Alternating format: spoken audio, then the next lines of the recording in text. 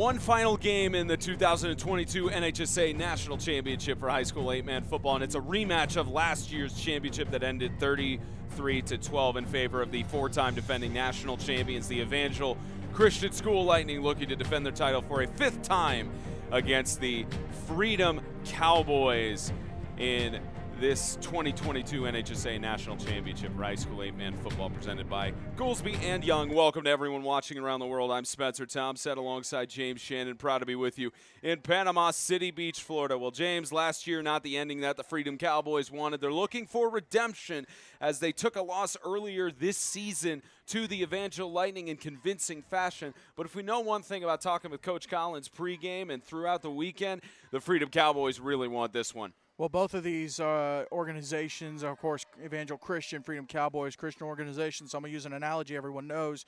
Paul talks about a thorn in your side. Well, guess what? That's what Evangel's been to Freedom ever since 2010, the last time the Freedom Cowboys got the win over Evangel. This would be a perfect stage just to wrap it up. Guys like Oliver Johnson, Tristan Martone, some of these other seniors for Freedom who have never beat Evangel. This is the perfect situation to get that revenge. And for Evangel Christian, listen, Coach Tim Smith said this one's special. Everyone's special. Every individual one has its own meaning. Right now, they are not the four-time defending national champions. They are the 12-0 Evangel Christian Lightning who are looking to win a national championship. And after the game, that's when they can hold up the 5 and they can claim, they can revel in the fact that they are 5-time defending national champions. And the Evangel Lightning, they won their conference championship this year. Not something you see that often with them coming into this tournament. Last time that happened in 2018, and then they went up on the mountain in Tennessee to win against the Christian Community Colts, and that started an incredible streak, unprecedented at the high school level. And for Evangel, they haven't lost a single game at the NHSA. What do you think is the secret for the Evangel Lightning to keep that streak up? It's going to be keeping those mistakes down. They did a great job of that against the Tennessee Heat on Saturday. Minimal mistakes, and that's what they needed. And they have minimal mistakes from some of their incredible players like Eli Whitfield, Judah Thompson, a lot of guys who have been fantastic on both sides of the ball. Any final thoughts before we get into these team intros, James? This is going to be a slugfest, 100% a slugfest. Perfect timing for all of that as both of the teams are ready to go. And Freedom Cowboys about to finish up as we get set for the national championship. It's been in Florida every year except for 2018 since 2011. It's now in year 12 or year 13 for this incredible tournament. It's time to get the show going.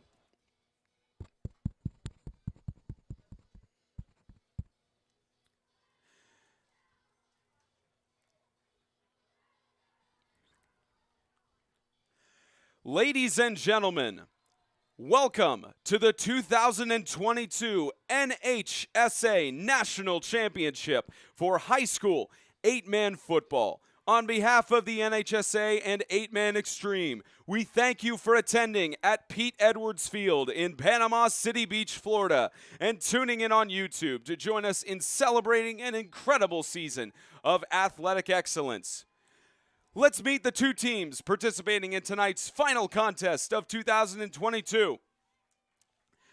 They finished the season as the number 3 seed overall and champions of the Southeastern Extreme Conference with an 11-1 record and won in the semifinals Saturday, 58-12 against Hillcrest Christian School from Huntsville, Alabama. Give it up for tonight's away team and last year's national championship runner-up, the Freedom Cowboys.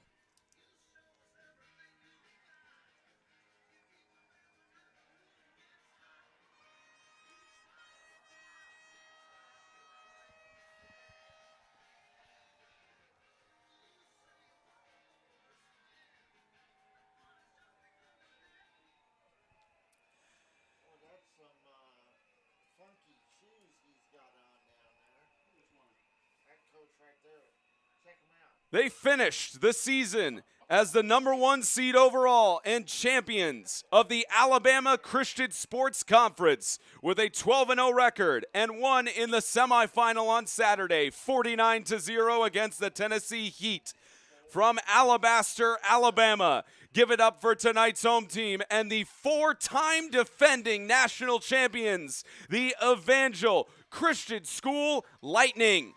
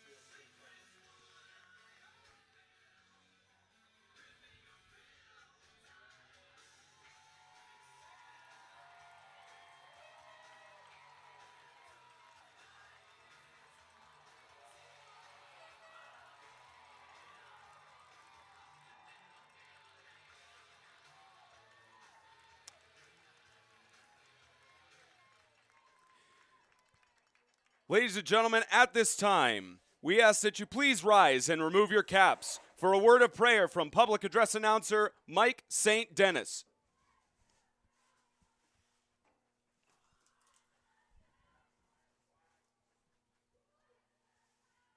Please join me in prayer.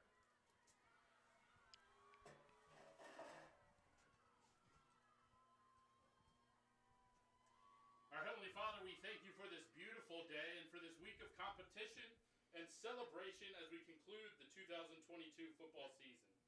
God, we thank you for your many blessings throughout this season, and we pray, Lord, for your protection over the players, coaches, cheerleaders, and fans.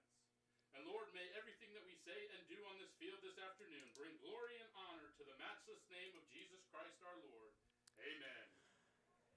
At this time, we ask that you please stay risen to honor America and those who support our freedom at home and abroad with the playing of our national anthem.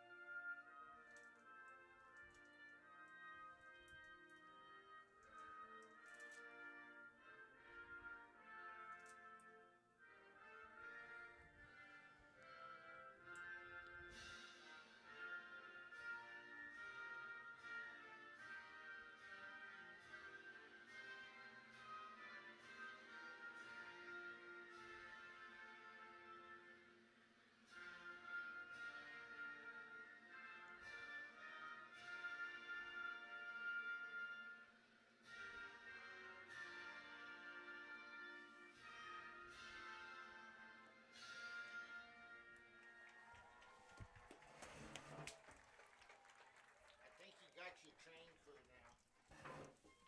Looks like they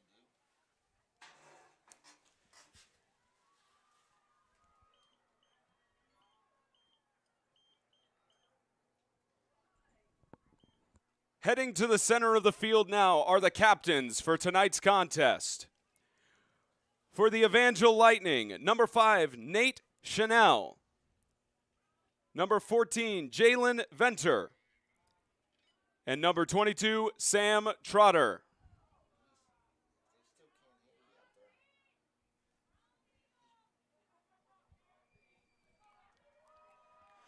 For the Freedom Cowboys, number 6, Gavin Maynard. Number 8, Tristan Martone. Number 9, Oliver Johnson.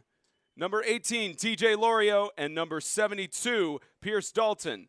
And correction for the Evangel Lightning, number 14, Kyle Jones. Number 22, Tyler Wilson. And number 5, Lucas Mast. And now referee Nate Starr.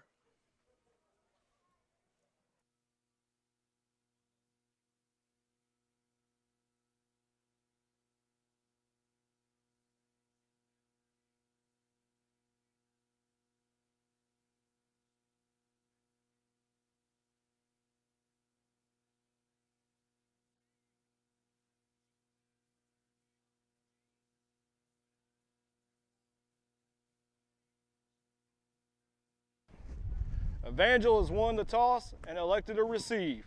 Guys, shake hands. Let's have a good game.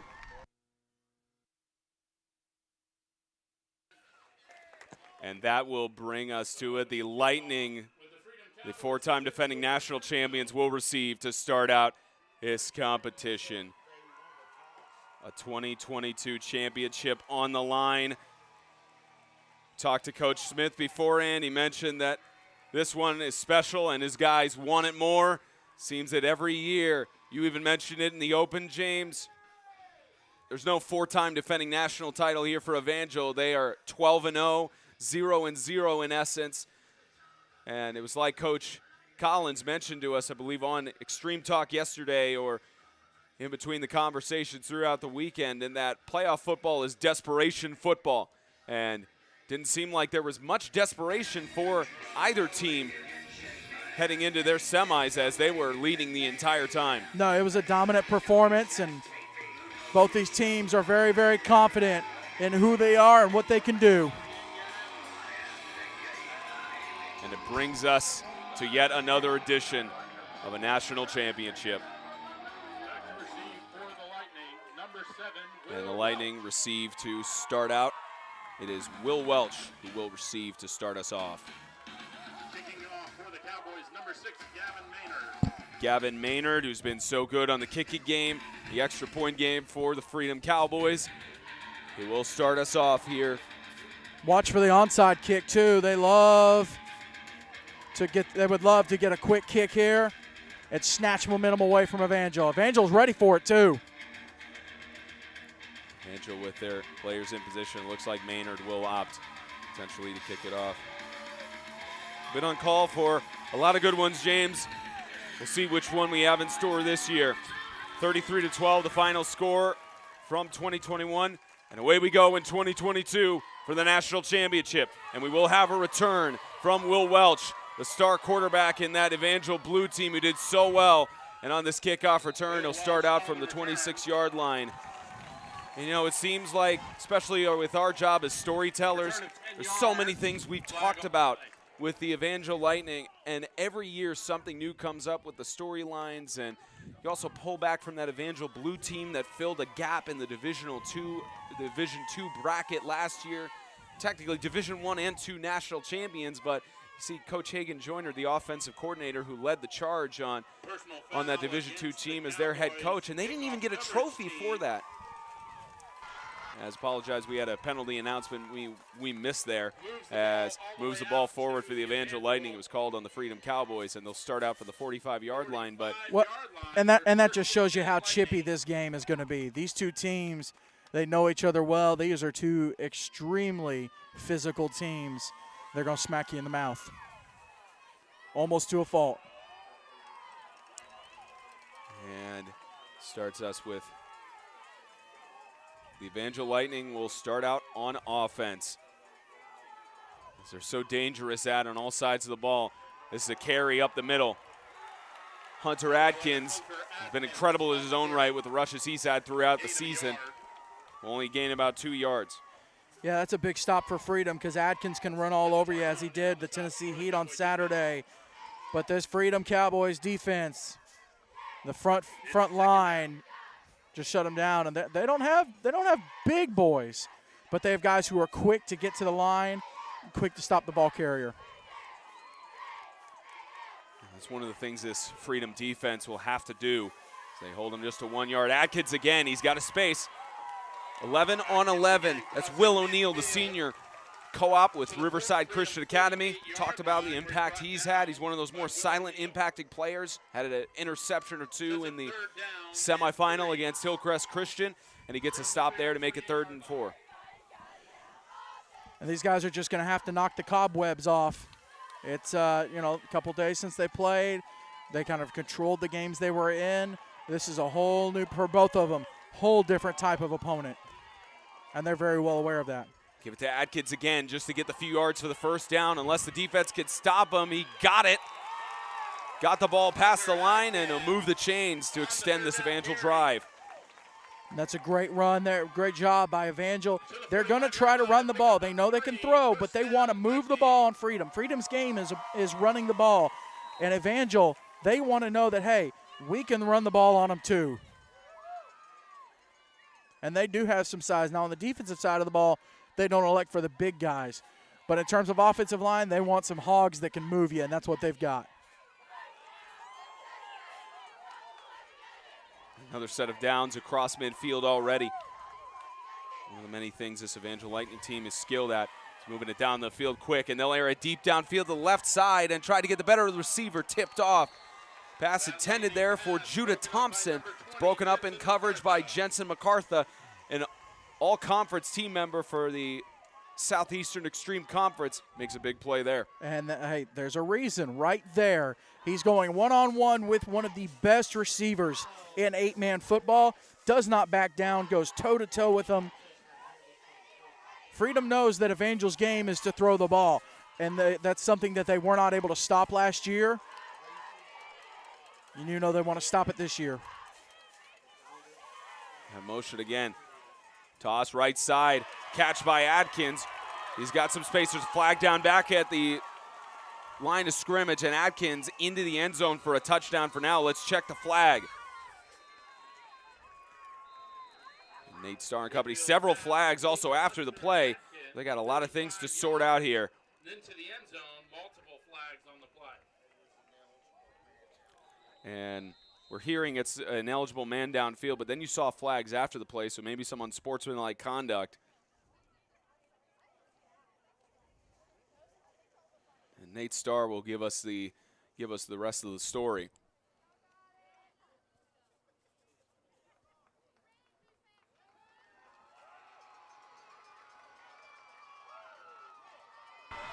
Ineligible receiver downfield. Evangel. 5-yard penalty. Still second down. That's exactly right from what we heard up top. Couldn't tell if those flags were thrown after the fact or during, but no, just the one penalty. It was during, and Evangel's so fast that, especially on those screen passes, they want to get guys down the field, but they got to be careful. 2nd and 15. I believe we're hearing some whistles that are in the crowd here that sound similar to the officials. Might have to handle that later as there's a carry left side. Will Welch got the sweep out there down to the 46. Number 7 on the jet pass. Gain of 4. Sets up 3rd down and 11.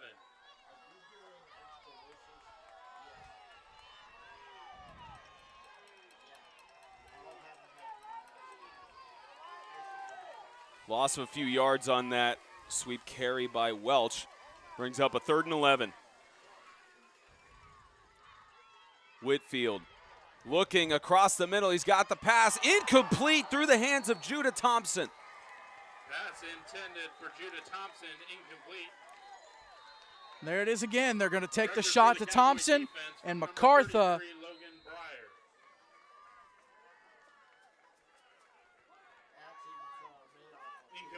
MacArthur's going to watch it. And I missed the end of it. Apologize about that, but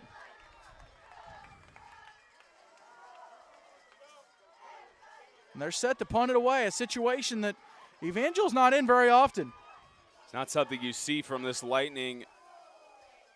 quick lightning offense. As you see this booted away.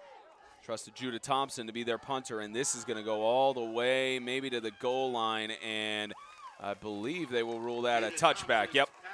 Couldn't keep it outside of the goal line, and the Cowboys on offense will start from their own 20-yard line. That's a big break for Freedom because that would have been rough field position to be starting from that deep down. Great punt by Judah Thompson. Coverage team just not able to get it down there. He tried to pin him, though. That's a huge and right now momentum's on Freedom's side because you just shut down an offense that I'm almost positive they've scored on every first drive of the game this season. I'd have to double check, but I'm pretty positive they've scored on every first drive. That is a huge stop for Freedom. Whistles allowed. We think it's coming from the away sideline. And the officials are talking to Coach Collins in the sideline over here. You see Coach Collins and them signaling because it's a matter of player safety as well, because if they have an artificial whistle playing that sounds similar to those on the field, it could potentially stop the play and ruin momentum or cause an injury. In fairness, I have heard some people whistling that sounds like an actual whistle, so just to be fair. It's made its way up to the press box so that we can all hear it up here as well. Well, there you go. I'm just putting it out there. It looks like the officials addressed it on the other side. Got to take it care of. Freedom Cowboys on offense. Start out from the 20-yard line. Again, the Freedom Cowboys through their history rush heavy as they have Lorio in motion, most valuable player in that conference championship, and they'll keep it. Oliver Johnson, quarterback, gets maybe back to the line of scrimmage or a gain of a yard for a second down. And I mentioned the fact that Evangel, on offense, they've got big guys up front. On defense, they like to go for smaller, faster guys who can get back there and get back there quick. And there you see it. They just stopped the run as fast as they possibly could. Something Freedom's going to have to adjust to because they've got some big boys up front, including all SEC selection, all SEEC selection, Pierce Dalton. 2nd and 9. Johnson is going to keep it. He's got some space, trying to get past the man. He's got one man to beat, and that's Judah Thompson. Oliver Johnson down to the 35-yard line, and a big spark for this Freedom Cowboys offense early on. Carries the ball deep into Evangel territory, finally brought down at the 35-yard line. Right there, great fake by Oliver Johnson. He had space, got the blocks he needed. Just couldn't get past the one last man, Judah Thompson. A gain of 44 yards on the quarterback keeper. A 40-plus yard rushing gain.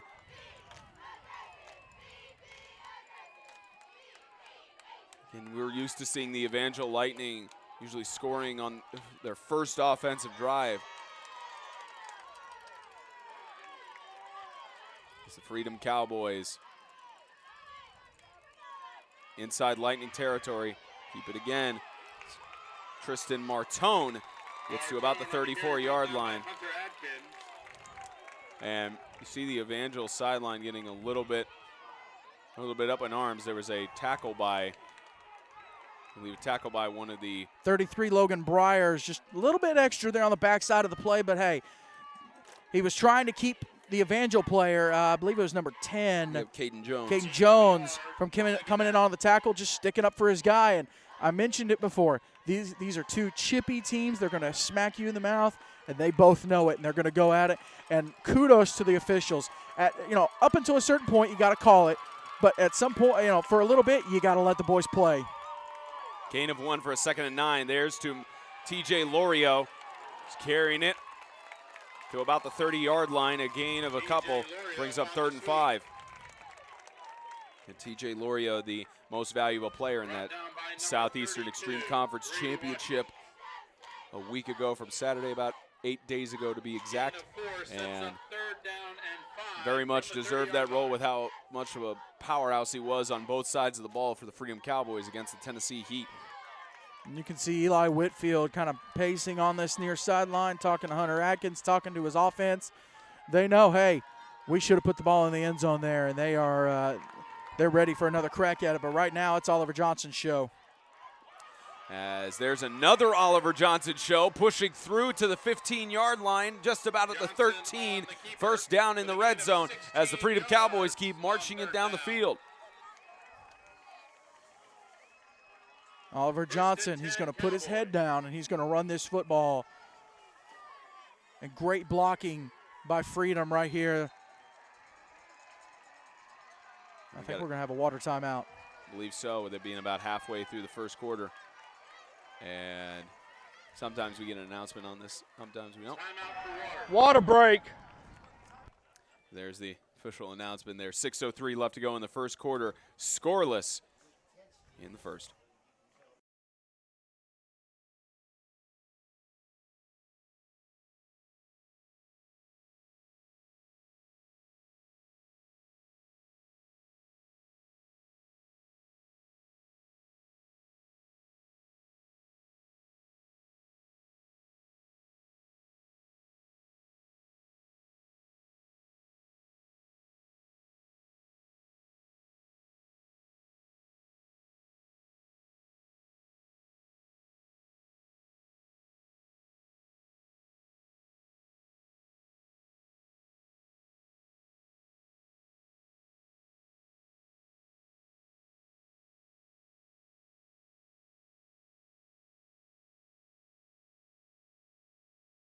.03 left to go in the first. Designated water break taken. From the 14-yard line, the Freedom Cowboys looking to score first here. Let's fake the handoff. Johnson keeping it, may have some space on the outer side, and he gets brought down by Caden Jones. Still a good gain, though, for Johnson.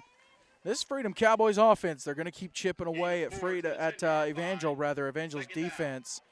They done had their big shot. And now they're down in the red zone. They're just going to keep chipping away at them. Gain of about 4 for a 2nd and 6. Freedom Cowboys have only had one consistent head coach in their history, and that's Kyle Collins on the other side of the ball. Far side of the field from where we are. 17 seasons. As nobody in the backfield there for Johnson. Looked like he may have had an option, looking for the option to pitch, but Cole Romano takes advantage of that miscommunication. Yeah, he thought the option was running to the right, and you saw it was Mark Tone. Mark Tone thought it was going off to the left. Johnson thought play was to the right. Great job by Evangel to capitalize on it. And Freedom doesn't have their guy, and his name escapes me, and I hate it. They had a kicker last year. He's at North Alabama this year. So they had a chance. They could have kicked the field goal last year. In this situation, though, they're going to have to go for it if they get the 4th down. Sure, we'll get that name to you in between the breaks as Johnson is looking. Quick toss, catch is made. That's to Gavin Maynard, and he's stopped by several Evangel Lightning players for no gain. 4th down coming up. And he just kept fighting and fighting and fighting. But those Evangel players kept coming. There was no stopping them.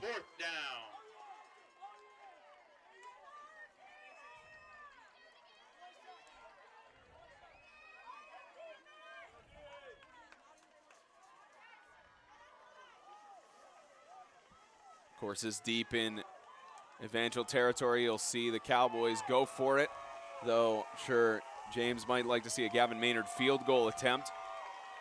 We won't see that here. Johnson brought down in the backfield, turnover on downs. The sack made by Grady Watkins. Johnson was looking for his man, and he had him lined up. He just didn't have the time to get there. Nathan Ogletree was the kicker for Freedom last year, had a fantastic season now at University of North Alabama. Freedom didn't have that option, had to go for it there, and Watkins does a great job of getting in the backfield and a textbook blindside sack. And the drive fizzles out there. But again, still deep in Freedom territory. Ball's at the 21. Both sides unable to capitalize on their first offensive drive. Freedom with the further distance. Let's see what Evangel could do on this second one. Trying to weave through. Atkins still on his feet to avoid 2, 3 tackles. Finally a 4th one brings him down for the 1st down at the 33. Hunter Atkins on the carry, moving the chains. Instead of Hunter Atkins acting as the reverse Oprah Winfrey, you do not get a tackle, you do not get a tackle, you do not get a tackle. And just fighting his way for a huge gain, moves the chains. Lightning on the move. Logan Bryers is the one who got the tackle after several players missed. 34-yard line. Atkins again. And he finally gets brought down, but it takes One above and one below for the Freedom Cowboys. Combination of Lorio and Martone for a gain of 5. We're going to see for the Cowboys, it's going to take this linebacker core playing at another level, because this Evangel offensive line, they're going to move bodies. They're going to move guys out of the way. Hunter Atkins is patient enough to wait for his blocks.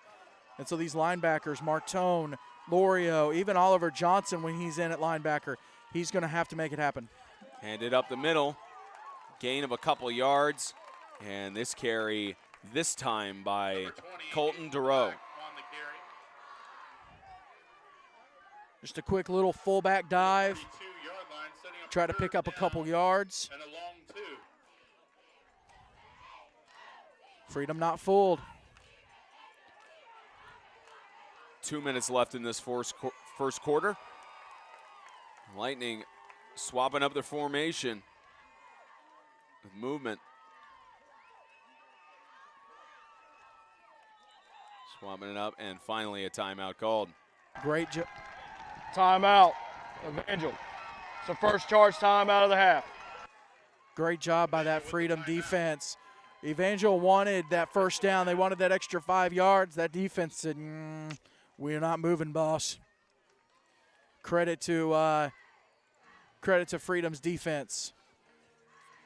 Freedom's defense, normally through the past games that they played against the Lightning, at least in the earlier on in the season, high-scoring affair in favor of the Lightning. I believe 58-13 was the final score on that earlier matchup back in September. A lot has changed for both teams since then. Freedom Cowboys was their only loss playing against the Lightning in Alabaster. And Evangel Lightning haven't taken a loss. As they come back out for continuing this offensive drive just outside of midfield. I don't know if I would have put money on the fact that this game might be tied at 0 after one quarter, Spencer.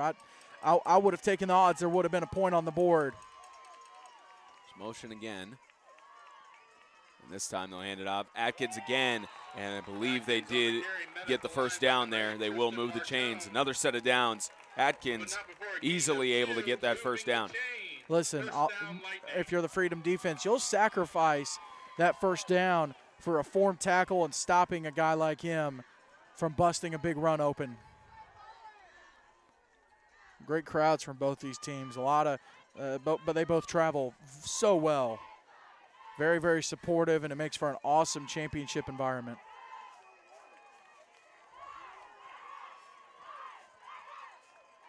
Whitfield to Atkins. In the backfield, gets surrounded and engulfed by almost the entire secondary of the Cowboys. Nowhere for Atkins to go. And if that's what it takes for the Freedom Cowboys to stop him, they're going to have to keep doing it.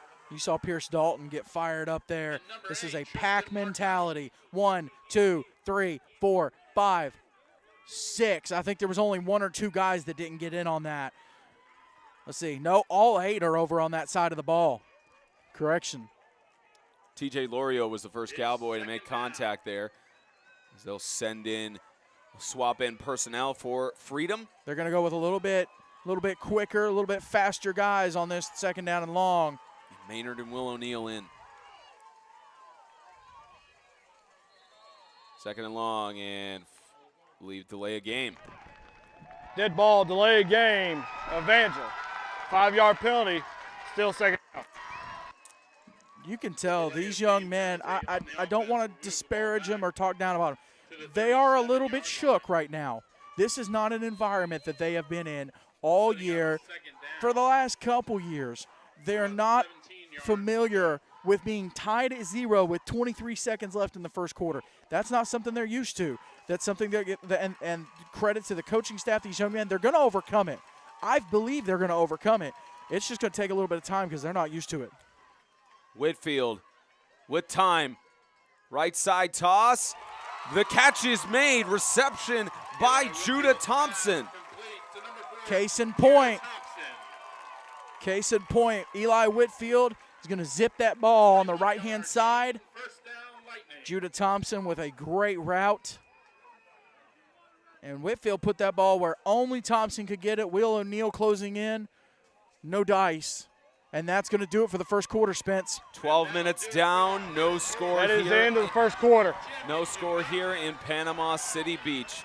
The 2021 NHSA National Championship for high school 8-man football is presented by Goolesby and Young. Jason Goolesby and J.D. Young of Blackwell Realty bring knowledge, passion, excellence, and experience to the table when it comes to real estate. With millions in sales this year already, the two would love the opportunity to put their skills to work for all of you. Yes, you can buy. Yes, you can sell. And yes, they can help. Reach Jason Goolesby at 615-784-8687 and J.D. Young at 615-486-1121. By Complete Wealth Management and Complete Real Estate, your one-stop shop for financial coaching and asset management. By Fairlife, Core Power Protein, work hard, recover harder. By Brett Atkinson with Weichert Realtors, the Realty Group. And by Sutton Pools, fiberglass pools done right. You can reach Brian Sutton at 931-624-4027.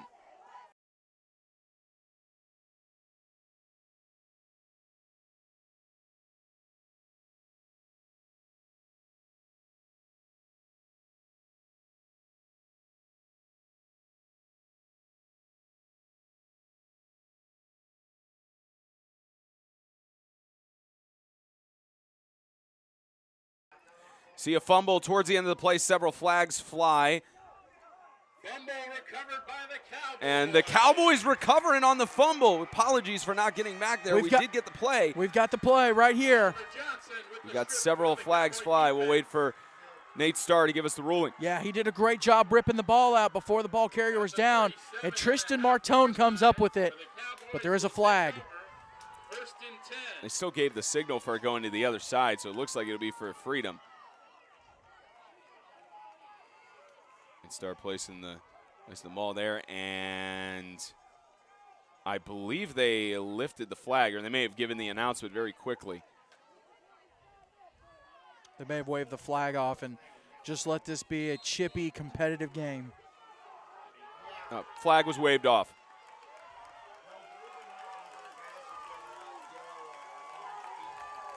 We're told up top one of the referees had a yellow-orange beanbag, believe it or not. All right, fair enough. Very similar. Turnover on downs. The 37-yard line. The Freedom Cowboys take over in a crucial moment. Johnson will keep it. Up the middle, stop by Atkins and company.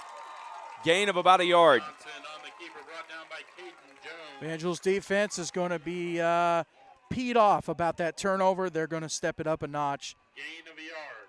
And they're going to get these stops. And Timeout, Freedom Cowboys. That's their first charge timeout. This will be a full timeout. full timeout for the Freedom Cowboys. They will take it down. Their first of the half. And Freedom Cowboys use that first one with 11:20 left to go here in the second quarter. Freedom Cowboys taking it over, but you know, again, you don't see that many kind of offensive mistakes from the Evangel Lightning, whether it's delay of game or or a fumble, a ball. It's very rare to see from offense coordinated by Hagen Joyner. And you mentioned it, neither team are used to being this environment. It's usually a high-scoring game, whether in favor or against them. So this year, it's typically been against, with the exception of the matchup earlier this season. This is a whole new environment for these young men.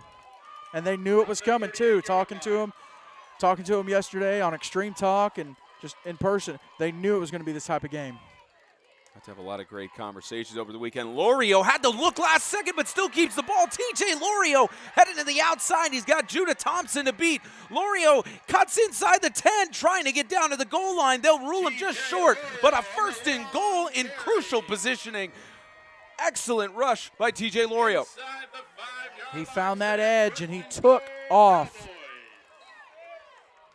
TJ Lorio, one of the faster players in 8-man football, doesn't get to show the speed as much, but when he does, he's quick and had Judah Thompson to beat. It's a tough man to beat. In terms of trying to get in the end zone, Oliver Johnson knows all about that. And it could have gone worse because TJ Lorio almost fumbled it or mishandled it. It almost went south real quick. Here's Johnson keeping it, trying to get through the goal line. Stretches out, touchdown.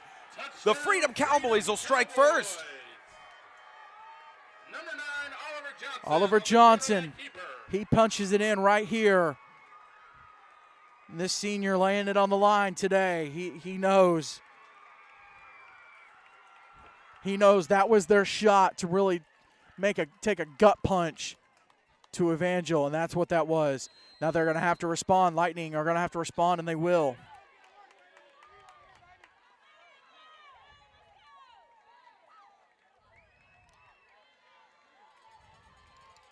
This is a big two-point conversion attempt.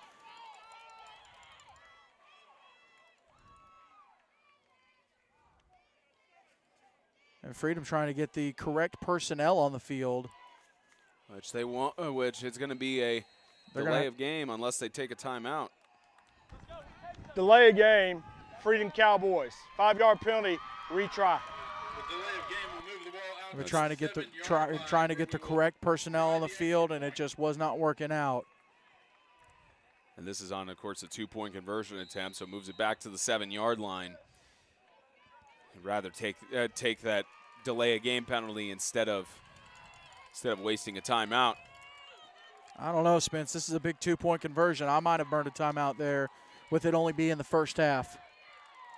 Johnson is looking, and toss. Looked like he tossed it right to the Evangel player, maybe intended for Tristan Martone, but incomplete. 6-0, the Freedom Cowboys strike first. Something you don't see that often against the Evangel Lightning. 6-0, Freedom.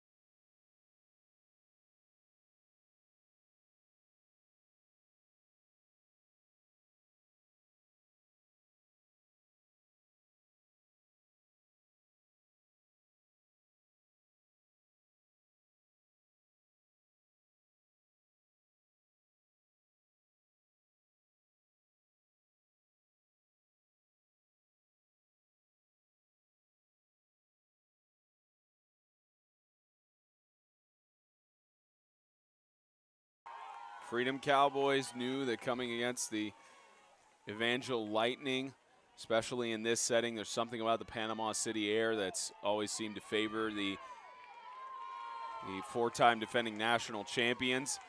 Knew they had to strike first, and they managed to. Comes on their second offensive drive, as this will be turned starting from about the 15, as here goes Will Welch, and he's stopped for a return of about a yard or two. And we'll see if this Evangel Lightning offense can respond. It's interesting that Welch is getting the kick returns. 5 yards on the return. He's an explosive player. See if we can get a replay here of the kickoff. Get the end of it here. Where it's 1st and 10 Lightning. Great job by that Freedom coverage team getting in there.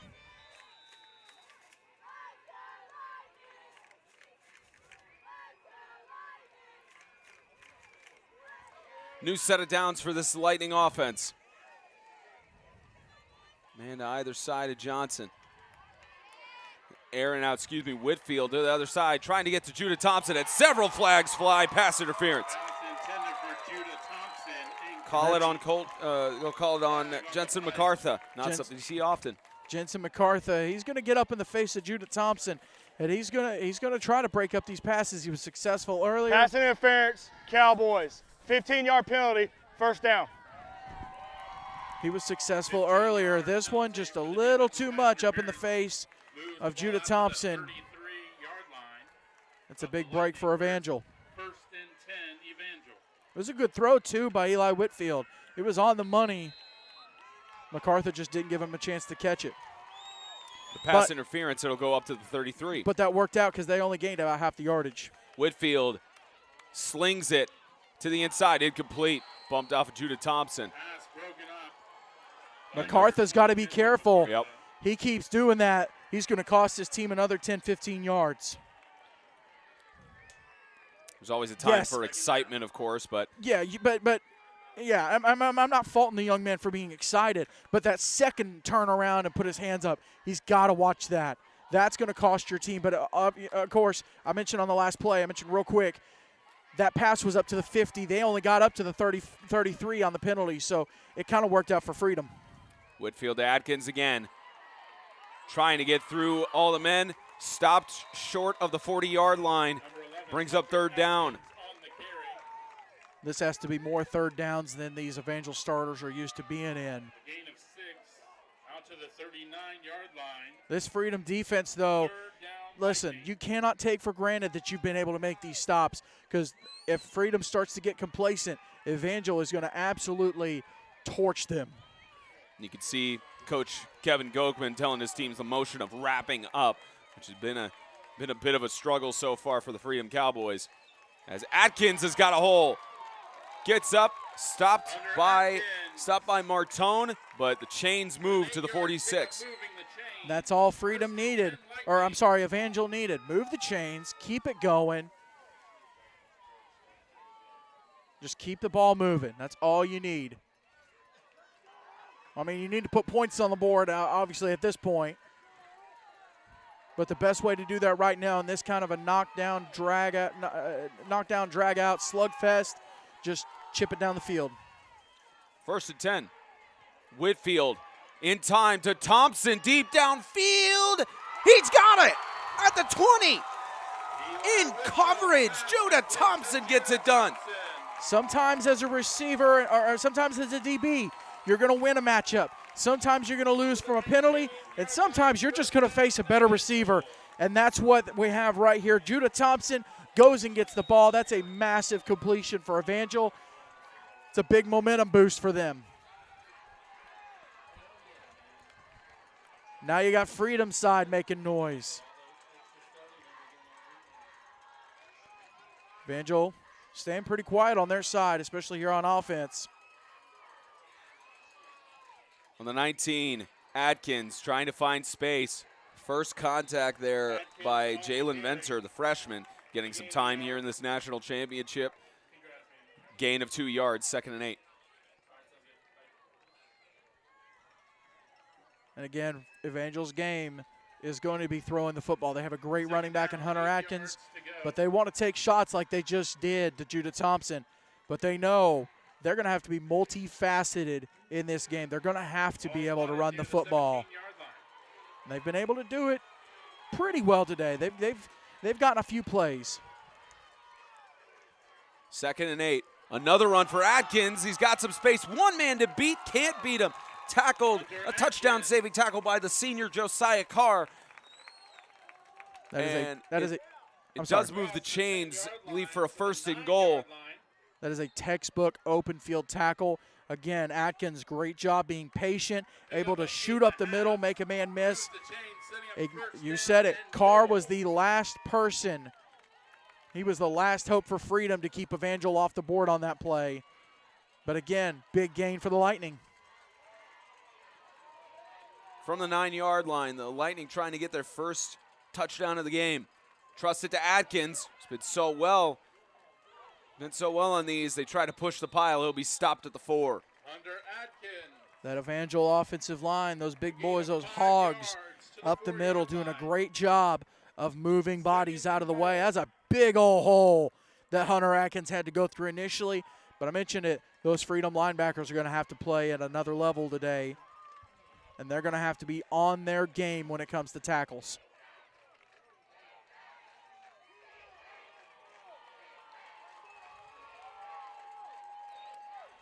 Four yards to go. Whitfield will hand it off up the middle, short of the goal line. Number 20, Colton Durow. Colton Durow on the fullback dive. Just trying a quick little run. Just give it to your fullback. Let him try to Down to the 3 push it forward a little bit. Now it's 3rd and goal from the 3. Either we're going to have a national championship winning, and Coach Collins wants the timeout to talk to his defense. Timeout. Freedom Cowboys. That's their second charge timeout. We're either going to have a national championship winning stop, goal line stand right here by Freedom, or Evangel's going to tie this game up.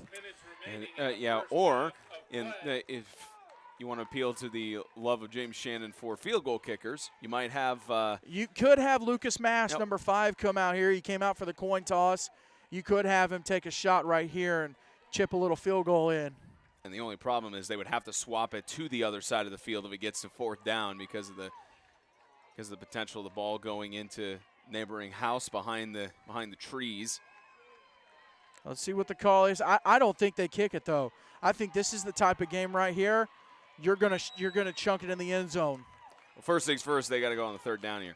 They could, and they could score here. And the whole conversation about kick or not kick could be completely null and void. We are halfway through the second quarter, Spencer, and it's 6-0 Freedom up. I believe the chat has mentioned something about their bingo cards. Don't think this was on anybody's. No. Third and goal. Atkins trying to push through. Denied! Atkins on the carry, stopped near the goal. You see the encouragement with Atkins there with Tristan Martone. Love the sportsmanship. Absolutely love it. No chance for Atkins to get past those two. And that was Martone that after Atkins got past the line, that he was the first man to meet him. He was the man that Atkins was going to have to beat to get in the end zone, and he didn't. Martone stood tall. Here we go. They're going to go for it, James. 4th down, Corby sneak. Whitfield, touchdown. And the quarterback sneak is into the end zone. Eli Whitfield, touchdown, Lightning.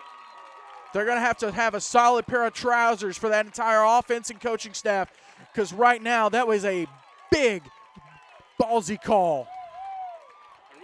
And they're still going to go to the other side to kick the extra point. They're not going to risk the 2-point conversion attempt. Especially when you have Lucas Mast, who's been so incredible throughout the season on PATs. As far as I'm aware, they have not attempted a field goal on the season.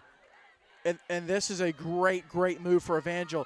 These Freedom starters, of course, they've got to wait for the officials to go down, but these Freedom starters just had to jog 100 yards down the field to get in position for this extra point.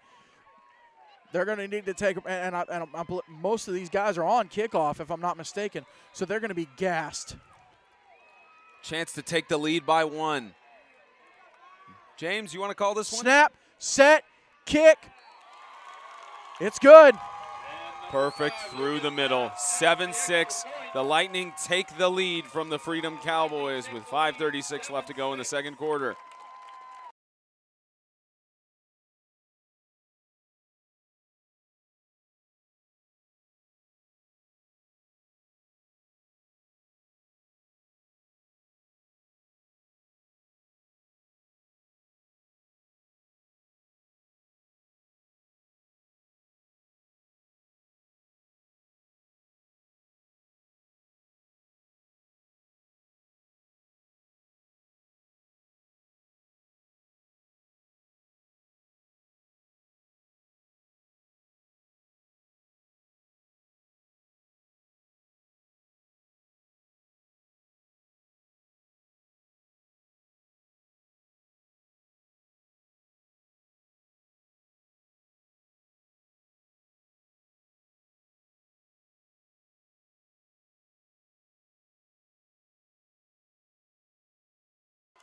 $5:36 left to go in the second quarter. This is high up and fair catch called at the 39-yard line. Martone not taking any chance with that, and the Freedom Cowboys will get back to work on offense. All right, well, Evangel just took the momentum with that drive, the pass to Judah Thompson, and on 4th and goal from the 1, Eli Whitfield punching it across the goal line. So right now, Freedom's going to have to answer this. And if they don't on this drive, I'm going to make a bold call right now. Freedom doesn't answer on this drive, Lightning win the national championship. Book it. For those 100+ in the chat, hold James to his word on that.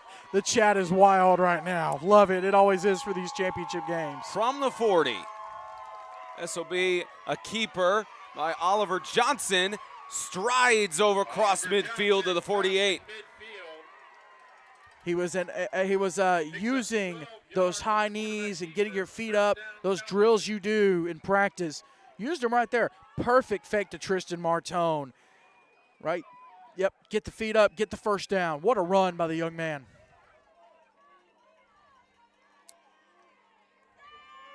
Plenty of time left, but also keep in mind Freedom gets the ball to start the second half. And they stopped Evangel on that first offensive drive. Yep. So the Cowboys could try to eat up clock here. Johnson fakes it up the middle, tries to push the defensive line of Evangel. They'll stop for forward progress with a gain of a yard. They stuffed him. They stuffed him. But, yeah, you know what? Honestly, Freedom, you score here, you get the ball after halftime. Now you have a shot to go up by 2 scores on a team you haven't beaten in 12 years. Been a long time for the Freedom Cowboys to try and get a win over the Evangel Lightning. This isn't just a national championship, Spencer, and this was the case last year. This is a battle for Alabama. Who is the top team in Alabama? Of course, Evangel, you cannot take those 4 national championships away. But going into next season, if Freedom wins here, you got to put them at 1. Second down and 6. Johnson will keep it again. Tries to stride again. He'll get a gain to the 40-yard line, 2 yards short. Johnson's fakes right now are just mwah, chef's kiss, on the money. And he's getting it done. That fake moved about 3 defenders over in the direction of TJ Lorio and opened up the middle of that field. I'm not writing Evangel off here. They have the knowledge and the staff and the experience. They can button down and get this done. 3rd and 2. Johnson again gets through to the first down. Johnson on the keeper, and a gain of 3 will move the chain. It's already proven right now. Oliver Johnson, all SEC quarterback, and there was only one. He's going to put his body on the line in this game. First time the national championship has been played in a while with daylight out. It's kind of a strange feeling. It really is. I'm not going to lie. Depending on how this game goes, might see some nighttime by the time it gets to the second half as Johnson gets to about the 35-yard line, gain of 1. Evangel Lightning cracking down, making it a 2nd and 9. So if you don't have a great second down play here, now you're in a bad 3rd down situation. Something Freedom has to stay away from, and it's something Evangel is very, very familiar with being able to do.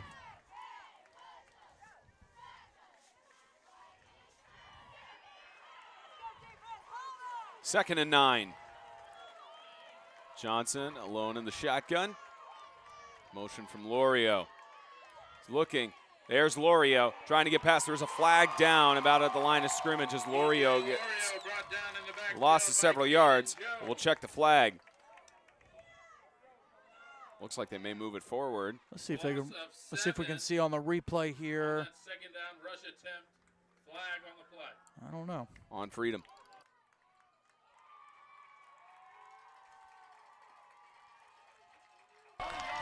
Personal foul, chop block on the Freedom Cowboys. That penalty is declined, 3rd down. And I was about to say something about that. Watching the replay, I saw the chop block on the inside. You cannot have a guy go low and a guy go high, especially on the inside of the line. And so that's a big loss for Freedom. Again, I mentioned it. It's a 3rd and long situation. Freedom is very, very familiar, this defense, with making stops. They just haven't faced an offense of this quality this season. About a 3rd and 16. And this is 2-down territory. Miscommunication as the clock goes down. Trying to stand there. Looks like Coach Collins will call a timeout. Timeout, Cowboys. That's their 3rd and final timeout of the half. So they used their last timeout since they couldn't get up to the line in time. Evangel's got 2 left to work with. You know, I say this is a 2-down situation. If they don't get the first here, punt this ball away. Make Evangel go in a hurry-up situation. Put the pressure back on them to score before the half.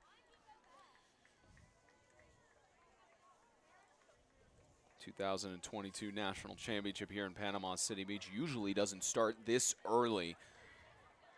And swap the start times for both games at 11 and 2. Of course, we had the Tennessee Heat winning the Division II National Championship earlier over the Hillcrest Cougars. And going into when these teams got announced, or even earlier on this season, especially when it was announced that there were other conference champions not coming here to play, this was the game everyone was like, okay, this is probably going to be the game, and it could be a really good game, and that has not disappointed. 3rd and long. Johnson alone with some time. In trouble. Gets it off. Looking for Lorio. Incomplete. Through the hands. Couldn't clasp it down. Great clean coverage there by Zion Thompson. And it brings up a 4th and long. No flags and great protection there for Freedom. Right at the end, Johnson was feeling a little pressure. But right here for Freedom. Here's the decision. Do you go for it on 4th and 15, maybe longer, 4th and 17, or do you punt this ball away? And you also think about with Evangel having 2 timeouts, you wonder if Coach Collins and the coaching staff trust their defense, which they've been really good so far to only hold Evangel to 7 points. And the Freedom's going to take this delay of game. They're going to use all the time they need to make this decision. But it seems like Coach Gochman, who is the special teams coordinator, they're involved in this decision. Delay game, Freedom Cowboys. 5-yard penalty, remains 4th down. And Oliver Johnson has been handling punts for the Freedom Cowboys. He's had a solid season doing so. Freedom's, I think Freedom punts here, and they're just getting a good idea to get it. Or they fake it. I doubt they fake it, though. I think they punt this ball away. And they pin Evangel deep. This would be taking the delay of game already with a 3rd and 17 before the delay of game. No, they're going to run a play. 6 seconds to snap the ball with Lorio in motion. Johnson is going to go deep for Lorio on the left side. That's going to be intercepted. Judah Thompson will pick it off, and he may have some space here. Avoids one tackle with his man there, trying to go for the other one. Judah Thompson tiptoeing the sideline. Pick 6, touchdown, Lightning. Spencer, I don't know about that call. I don't know about that call. You got to punt the ball on that. 80-yard return for the Evangel defense. You have to punt the ball there. And let's see if we can get this replay, a little bit longer play. And the officials are conferring here. There is a flag down near the edge of the end of the play. So this may be called back. The flag was after the interception, so it still will be Evangel's ball. The touchdown might stand, but let's get the call. It's possibly a sideline warning with the official running down there.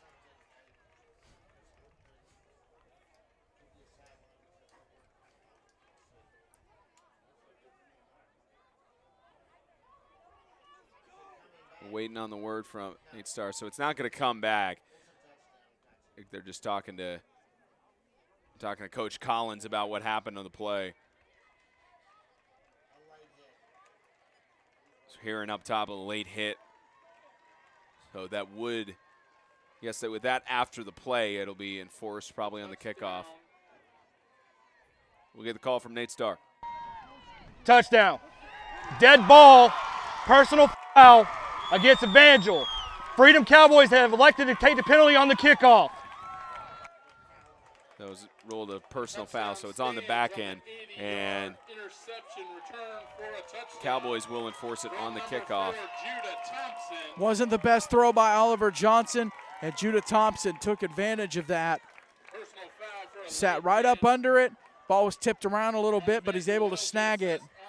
And then one of the fastest players on the field, Judah Thompson, making it happen. Had great blocks down the sideline and able to put the Lightning in front.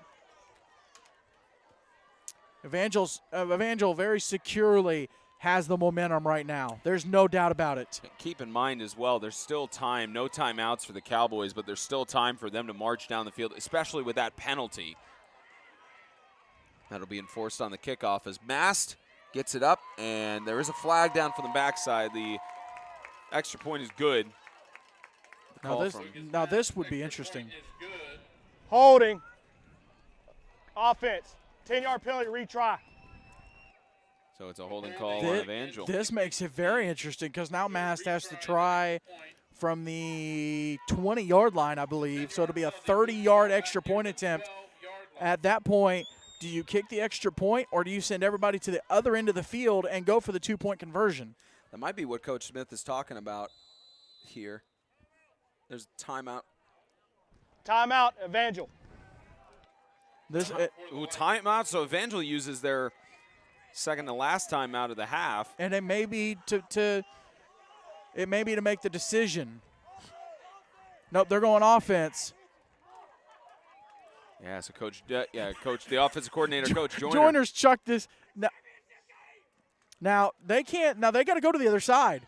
They can't run it down here. They only kick the extra points down here. There's no reason for them to run the 2-point on this end of the field. That might also be what Coach Smith is talking about. Coach Joyner was showing his passion. Oh, he's hot right now. He wants this offense to wake up, which, in fairness, this offense hasn't been on the field in a solid 15, 20 minutes. Now, that's the question, though. If it's the point after, if they elect to go for the 2-point conversion there, I wonder if they have to go to the other side of the field or if they just stay down there. They're going to let him do it down here. Yeah, so I guess that's – yeah, I guess they let him do it on this side of the field. And this is important, Spencer, because if Eli Whitfield looks to the left, he's going to be looking into the sun. This defense is not looking into the sun. 2-point conversion attempt. And this is from the 12. To make it an 8-point lead. Whitfield throws into the sun. No trouble. 2-point conversion successful due to Thompson. Judah Thompson gets the best of MacArthur again. Right now, Evangel has the momentum. Now, I do not see Freedom panicking in this situation. If anything, they're going to run the ball. They're going to be playing their game. They're going to do what they've been doing. They're going to get to halftime, only down by 9. That was a big 2-point conversion. You almost hate that you got that holding call because that gave Evangel the chance to go up by 2 scores now. Especially because of that missed 2-point conversion attempt by the Cowboys on their first touchdown. Exactly.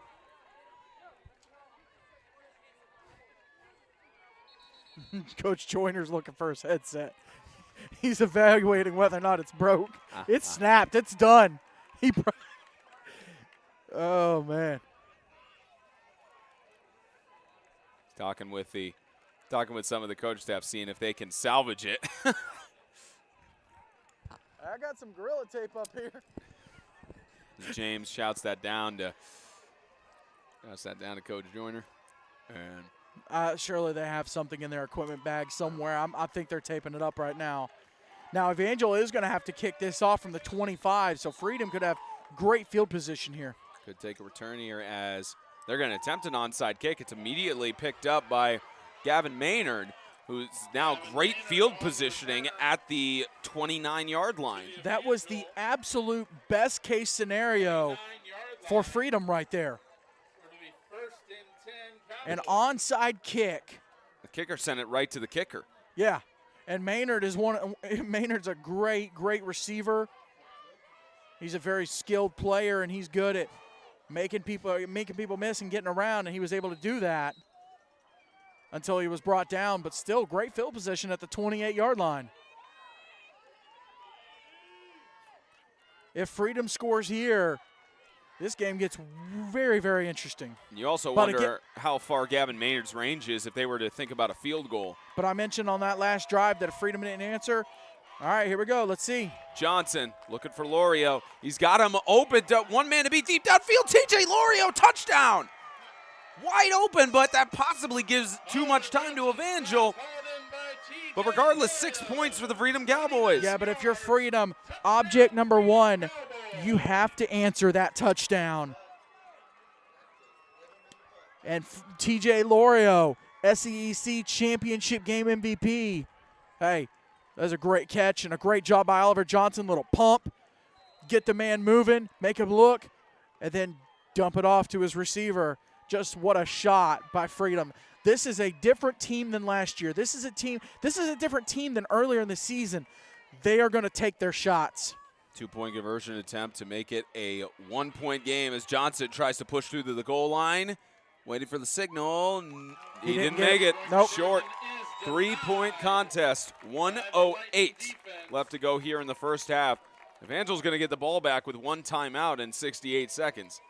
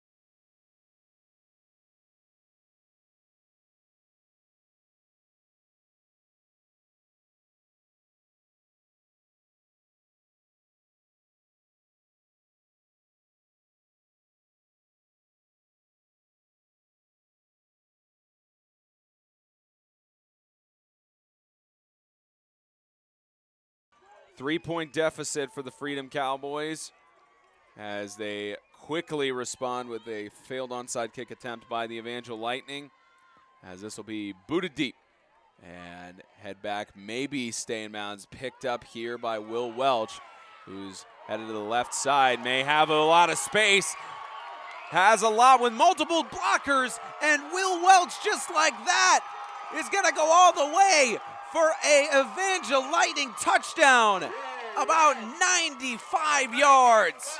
He had a convoy with him. Gavin Maynard trying to make the stop. The kicker was the last man that could make it. And Gavin Maynard just couldn't make it happen. Will Welch, he's going to get the reps next year at quarterback, but hey, right now, he's putting balls in the end zone. And they're going to go for 2. They're feeling it. They're going to take an 11-point lead here with a successful 2-point conversion.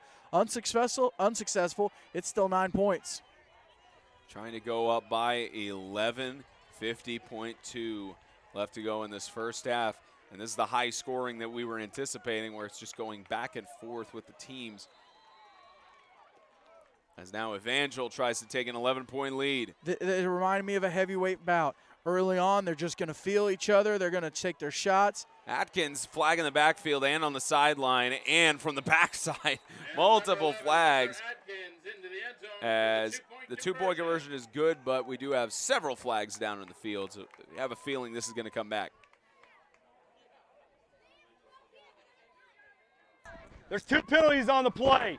We have a substitution on the defense. The guy did not get across the ball in time. Also, we have a holding on the offense. They'll offset, retry. Offsetting penalties. 1 penalty on each team. The penalties offset. They were filling each other out earlier in the game. A couple gut shots here and there, low scoring, and now they're swinging haymakers and they're connecting.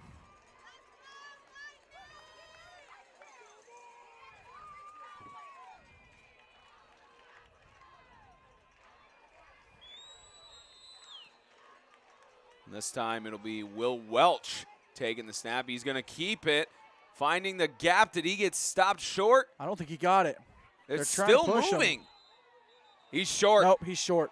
9-point contest again. Let's look at the replay right here. Probably not conclusive from our angle. Well, he was brought down, but he was brought down on top of a Freedom player, and that's what Freedom was trying to do, was roll him over just across the goal line, and the officials call him down. Rolled forward progress there. 50 seconds left here in the first half. Perfect time to tell you that the 2022 NHSA National Championship for High School 8-man football is presented by Goolesby and Young. Jason Goolesby and J.D. Young of Blackwell Realty bring knowledge, passion, excellence, and experience to the table when it comes to real estate. With millions in sales this year already, the two would love the opportunity to put their skills to work for all of you. Yes, you can buy. Yes, you can sell. And yes, they can help. Reach Jason Goolesby at 615-784-8687 and J.D. Young at 615-486-1121. Sponsored by Complete Wealth Management and Complete Real Estate, your one-stop shop for financial coaching and asset management. By Fairlife Core Power Protein, work hard, recover harder. By Brett Atkinson with Weichert Realtors, the Realty Group. And by Sutton Pools, fiberglass pools done right. You can reach Brian Sutton at 931-624-4027. I feel like a ton of people for Freedom. A lot of these Evangel folks have been here, and some may have come down after the fact. I feel like Freedom folks traveled this morning because there are way more Freedom folks here than were here Saturday, and the team is feeling the support. A lot of fans in from Huntsville. A lot of fans here from Alabaster/Montevello. TJ Lorio will take this return. What a juke move, and what a second juke move. Avoiding all the tackles, finally brought down at the 45-yard line. I don't know. I think the sand got him. I think he lost his footing there. I don't know if he meant to make that move. I mean, it worked. If it was Chase Green. Yeah, he lost his footing there. But, hey, it worked. It worked 100%.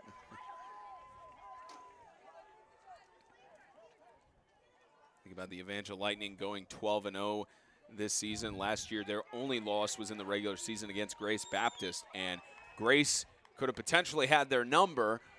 Grace falling short to the, I believe falling short last year to for the Freedom Cowboys in the semifinal by in a one-score game. Of course, they were out their starting quarterback and. Other than that, Evangel has been perfect on the season. As Freedom tries to drive it down the field, Johnson is going to air it out again deep down the sideline. Intercepted. Zion Thompson, the junior, saw it coming the entire way, intercepted it, and took it out of bounds. Johnson taking the shot down the field. There is a flag down near the interception there. It's going to be for unsportsmanlike, I bet.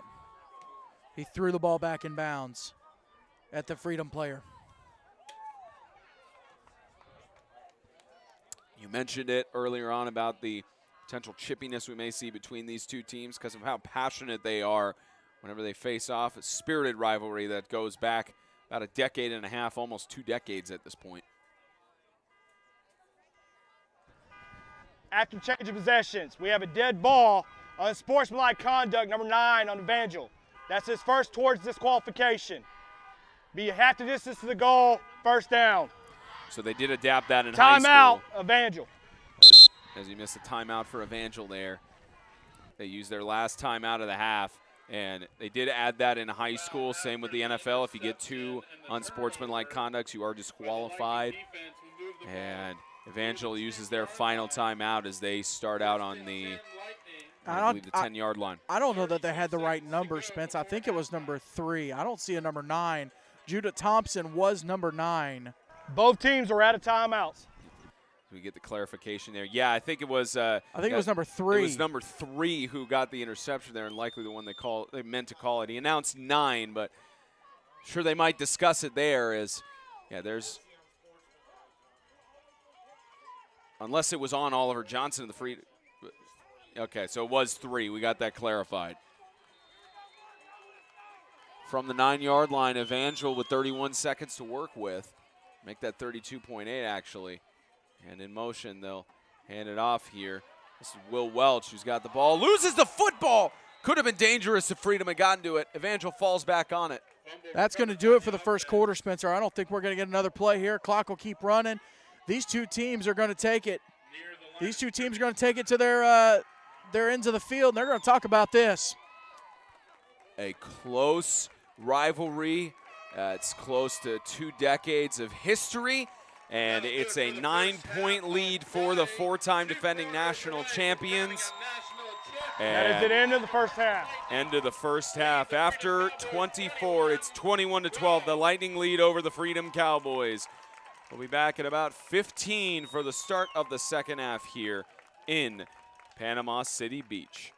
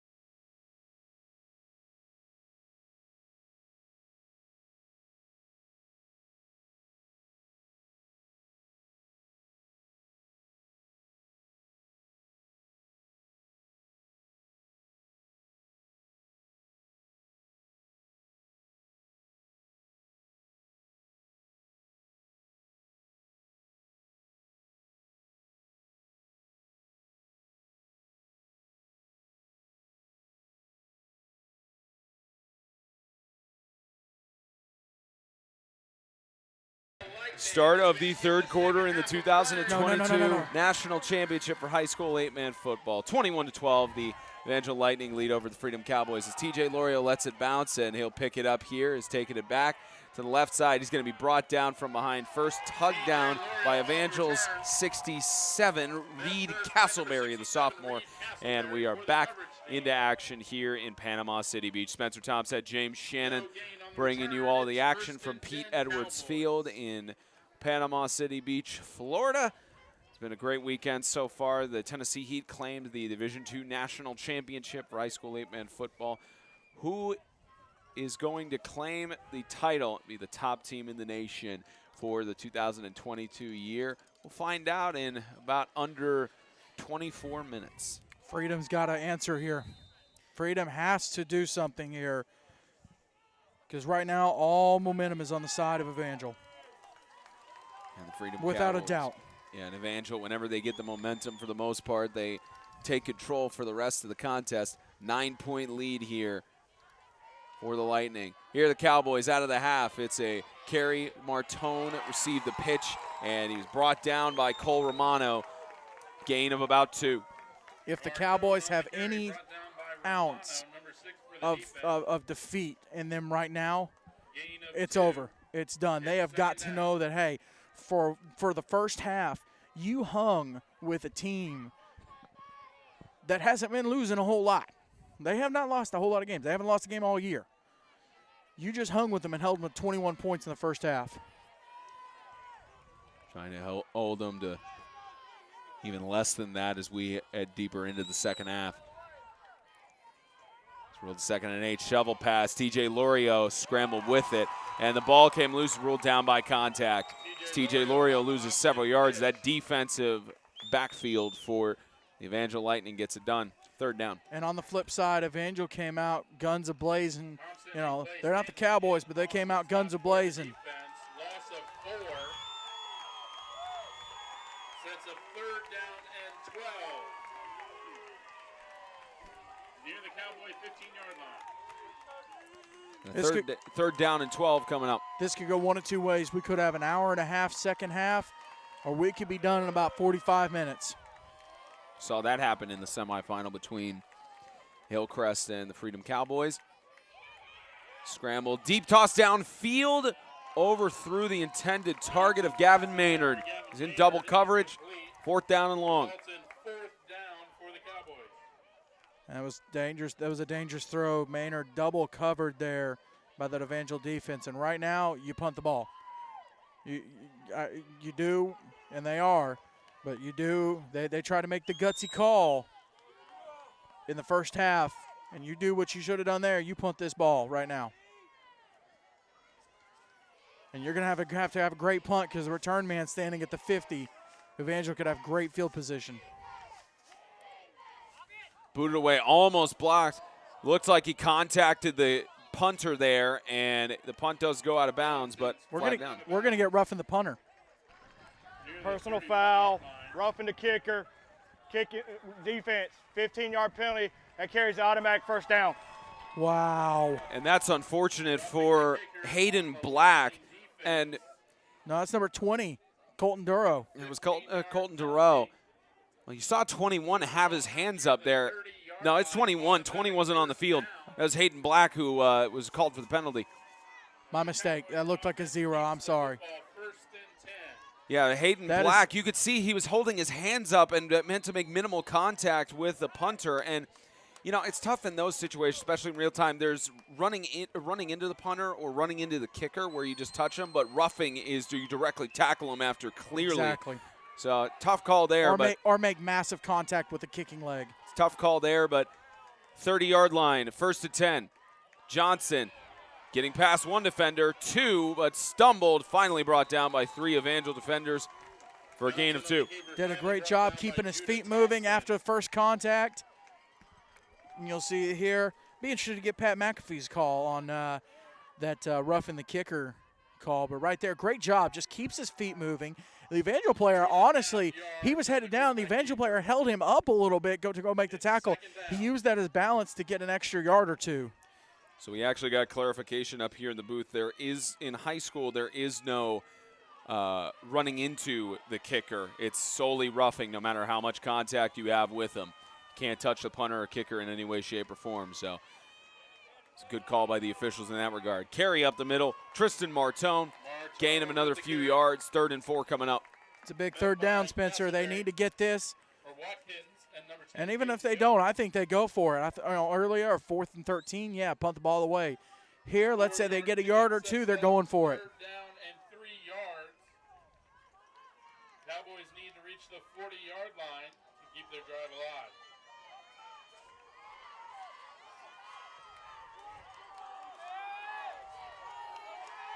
About a 3rd down and 4. Cowboys continue to try and march it down the field. They'll hand it off nowhere, but the ball is loose. Evangel falls on it. Judah Thompson recovers the fumble. Fumble recovered by the defense. Popped out from Martone's carry, and the Lightning get it back. Let's see if we can look at this. We'll slow it down just a little bit. 1st and 10, Lightning. And it looks like right Yep, punched out. there. Able to punch it out. It's a big stop for Evangel. Freedom got a break on the run, roughing the kicker. And Johnson's firing his defense up. His heart and soul's in this game right now. A big forced turnover by the Evangel secondary, and now a chance for them to go up even more. Whitfield under pressure, gets it off, incomplete. There's MacArthur lined up one-on-one with Tyler Wilson. And MacArthur, of course, having to be careful after he got called for that pass interference earlier in the first half. He's trying to be careful about using the right techniques. Gets it there on to force a 2nd and 10. Yeah, I didn't get the greatest shot on it, but and just an update. Offensive coordinator Hagen Joyner for Evangel does have a headset. Can confirm. Now he's not wearing it, but it is on him. Here's a carry, Atkins. Atkins to the left side. Contact made. Took 2 defenders to bring him down, but a 1st down and 10 for the Evangel Lightning on the 25. Yep, that's a big run. Hunter Atkins, Evangel knows, settle down, run the ball. Freedom has shown that they're not scared to get in a shootout situation. And so Freedom knows, hey, as much time as we can take off, we're going to do that.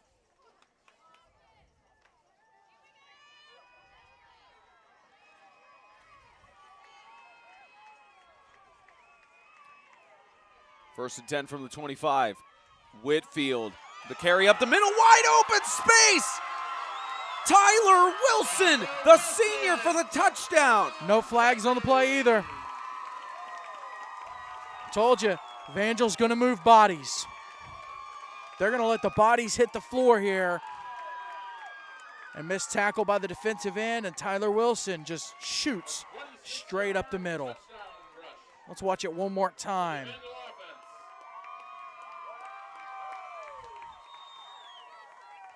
Yep, they moved bodies. That was number 51, Ethan Stallings, at left guard.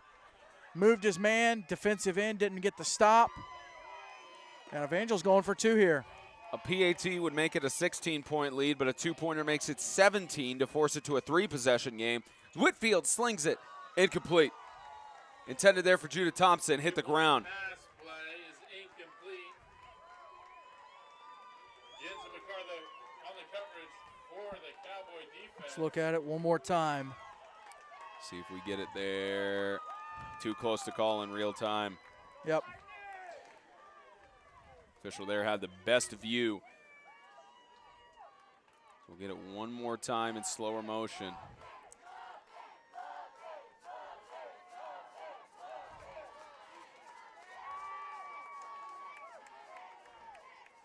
See Whitfield. Could have slowed it down a little bit soon, a little bit later. See Let's Whitfield see. to toss it there, and good shot there. And yep, you could see the ball change directions there as it bounces on the ground before it gets to Judah Thompson. Yep. It's a good call by the official.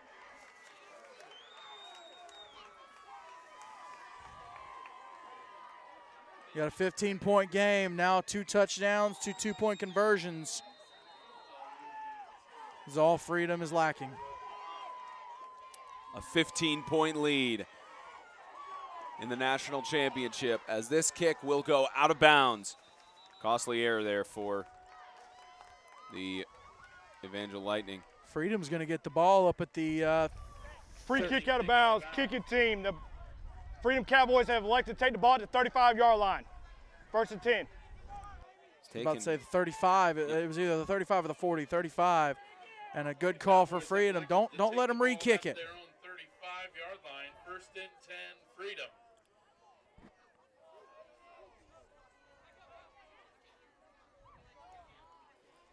From the 35-yard line, the Freedom Cowboys trying to respond and get their first score of the second half. About 65 yards, march down the field to get it done.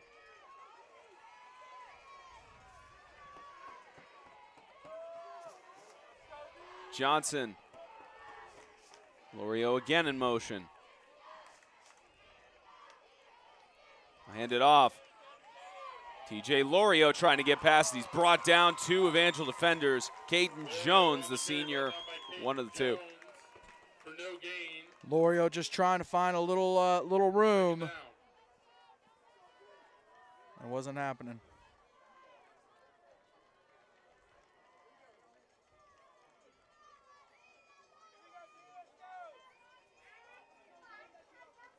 Talked to both coaches in today's championship heading into this evening's competition. At least you did on Extreme Talk, and we'll get to that conversation after this play. Johnson fakes the lob, will take it up the middle. Oliver Johnson trying to go forward and gets to about the 38-yard line. It's about as hard of a run as you can have by Oliver Johnson. You know, we talked with both you talked with both coaches beforehand, and you could tell the utmost respect they have for each other. They understand the rivalry and situations they have to go through, and seems to be it's the same kind of trend from last year with these programs with the rivalry dating back to 20 yards. Yeah, in the game it may get chippy here and there in the spirit of rivalry, but there's a lot of mutual respect that goes between at least the quarterbacks we talked to yesterday. 100%. Those are 2 young leaders, 2 great young men, Oliver Johnson and Eli Whitfield.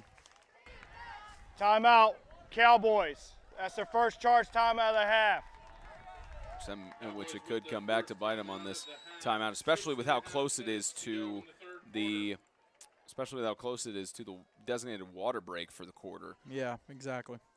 But you also, play clock was counting down. You can't afford to give up that 5 yards that Oliver Johnson just earned on a hard run. 6:28 left to go in the third quarter. The Cowboys will think it over.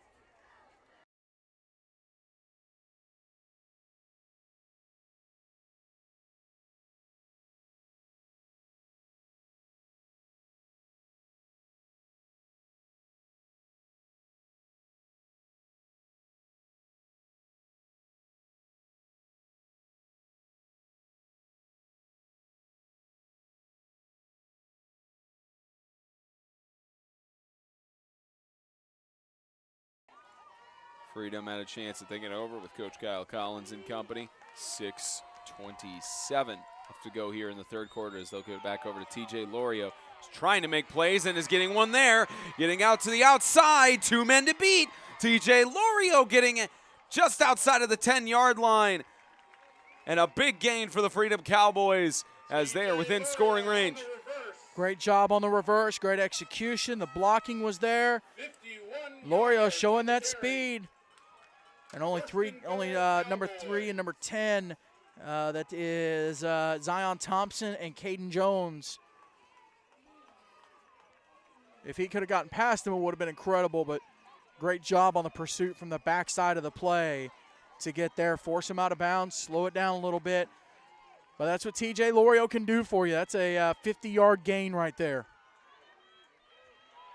And it very solidly puts Freedom in scoring position. They do spot him at about the 9-yard line, so a 1st and goal for the Freedom Cowboys as Johnson looks to the end zone.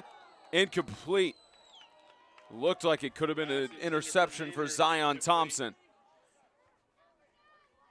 Cole Romano applying pressure for the defense. Second What a down and bullet of a goal. throw from Johnson. You'll see it right.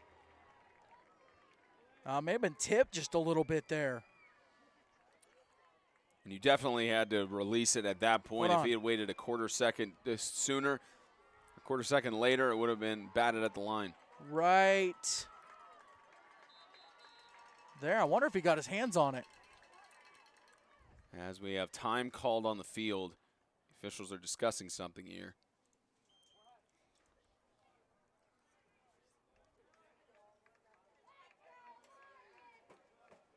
They're sending 21. Yeah, That's going to be Hayden Hayden Black Black. off the They're field. sending him off, maybe an equipment issue.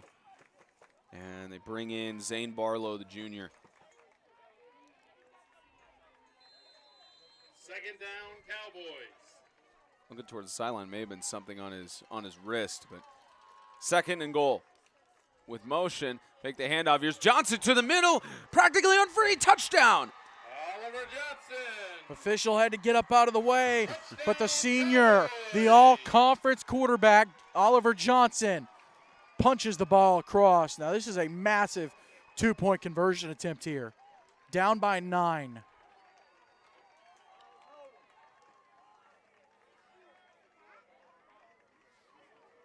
You know, it's funny. Last year when Extreme Talk talked with Coach Collins, there was also, or didn't get the chance to talk to Coach Collins, but Coach Kevin Gochman was there. We talked about the potential of PATs or field goals, asked him if they're ever discussed about it, and we asked him, is there a chance we see any of these? And he said they're always in the playbook.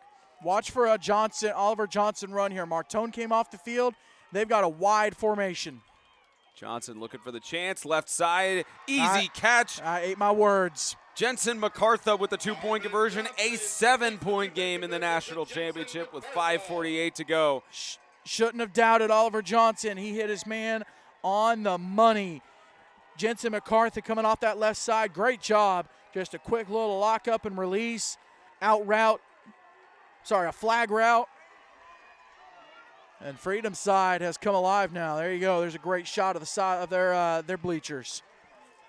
And Great showing of the Freedom Cowboys. You see up top a nod to Scott Stafford and the Evangel Lightning broadcast crew. They put in not as much travel as James has throughout the season, but they put in the miles. They go to the home and away games, and they continue through basketball season as well as getting into baseball. And they only do the home games for those because of how extensive the travel can get. But yeah, big kudos to those guys. They go all year round. No thanks. And a lot of great conversations we have with them in between games about exchanging ideas and graphics. They do a great job with the graphics on their broadcast. And they started as just a radio-only broadcast and have evolved into a video broadcast. So a huge shout-out to those guys. Little bit of a competition. No, I'm just kidding. Listen, they're both great broadcasts, whoever you choose to listen to or watch. But we do thank all 107 of you that have chosen to spend your late Monday afternoon, getting towards the early Monday evening with us. Getting off work or maybe wrapping up work. You want to watch a little football. You picked a heck of a game to watch.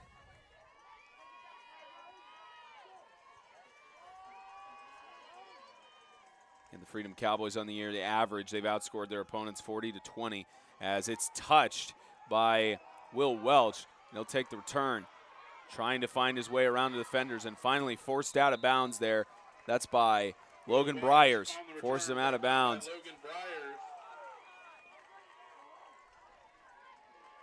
Great coverage by Freedom. Momentum's back momentum's back with the Cowboys. But this defense is going to have to stop this Lightning attack. Will Welch is back in there. Judah Thompson's on the field. Hunter Atkins. There's way too many guys to get complacent. I'm sorry. Judah Thompson's not on the field. Movement shifting the offensive line.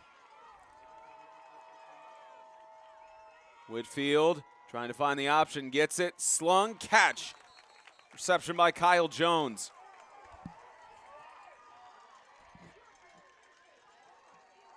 Great conversion there. Here comes Judah Thompson. No, they're going to rock it incomplete. Or was it that far back? Pass intended for No, incomplete. They rolled it incomplete. Looks like Second down. from let's- our side. Let's look at it again because we have the ability to. Let's see. He released from the left-hand side. They're about to run a play here as now a 2nd and 10. There's the incomplete. Whitfield deep downfield for Judah Thompson trying to get the better of his man. Incomplete. And He overthrew him, and Jensen MacArthur, he felt the breath from Jensen MacArthur. Flag on the play. There's a flag's down at the line of scrimmage. now there's two. This could be offsetting. Holding Evangel, number 53. 10-yard penalty, replay 2nd down. And you wonder, there's always that strategy there of do you take the holding or do you take it to a 3rd down and 10? But Holding on the Evangel Coach offense. Collins opting Move the to ball back give them another down but move the ball back inside the 20. to the 18-yard 2nd and line. 20. Setting up Two, it's 2nd very down, rare. about 2 20 incomplete yards passes to go for the Lightning offense. from Eli Whitfield. They're going to have to take some shots here. 2nd and long. And they take a rush up the middle for Tyler Wilson instead. Tyler Wilson on the Now carry. Third down. Now they may elect to punt it away here. Brought down by Jalen They're Benson. not. Never mind. Eli Whitfield is coming to Hagen Joyner, getting the play call. They're going for this on 3rd and 20. Maybe a 5 yard minutes left is in the 3rd third quarter, up down, by Lightning. 7.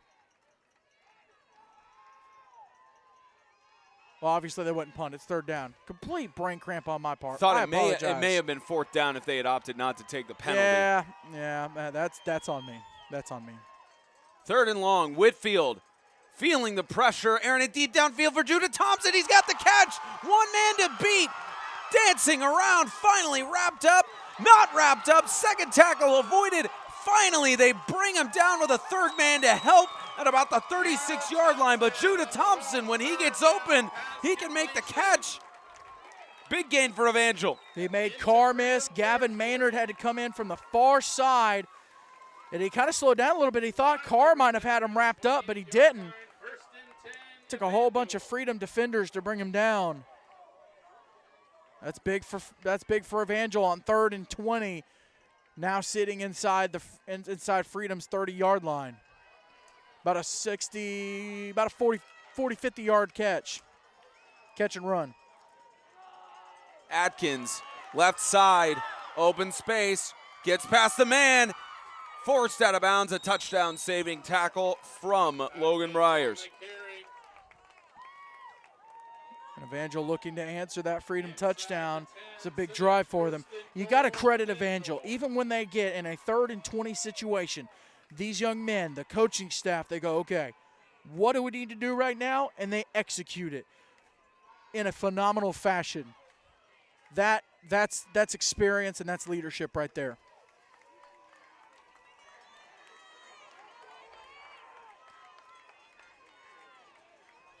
First and goal from the 9. Handed off up the middle. A carry. Colton Durow short of the goal line. And again, going with that fullback dive, just punch it across quick. They're going to go hurry up here. Maybe a sneak by Whitfield. We saw that earlier. Eli Whitfield this time. Durow again.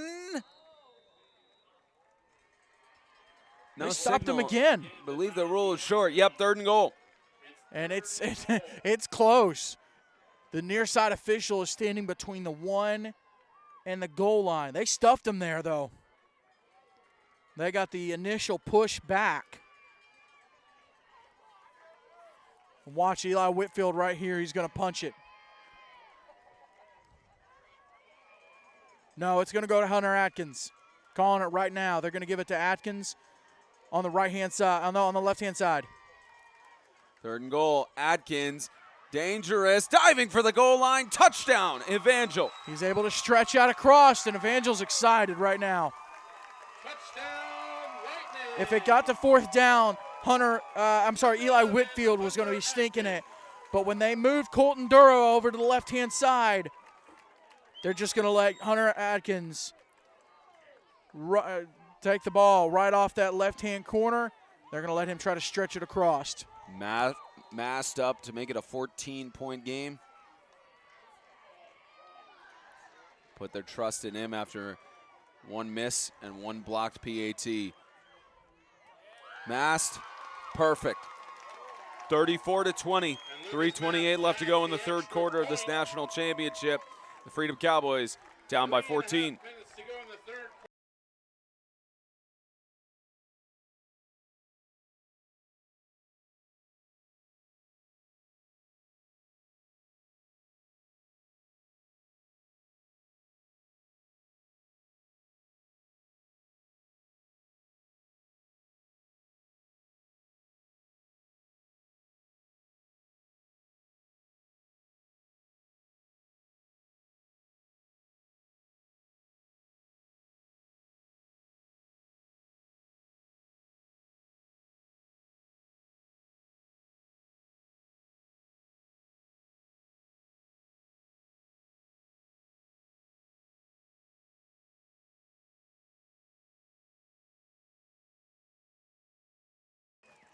(34-20).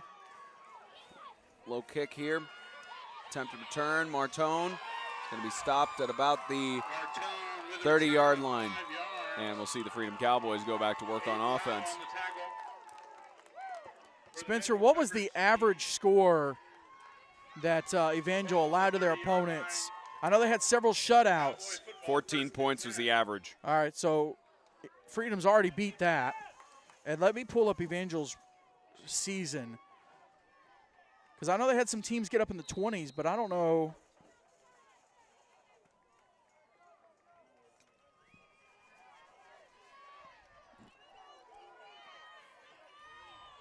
I'll have that stat for you after this play. New set of downs for the Freedom Cowboys.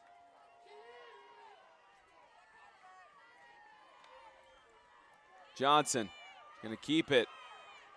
Left side, trying to get more than a yard or two. It's forced out of bounds for a gain of 1.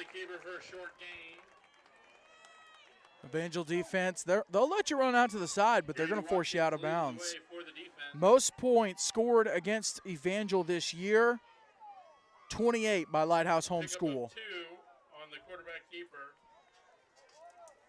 Meanwhile, whenever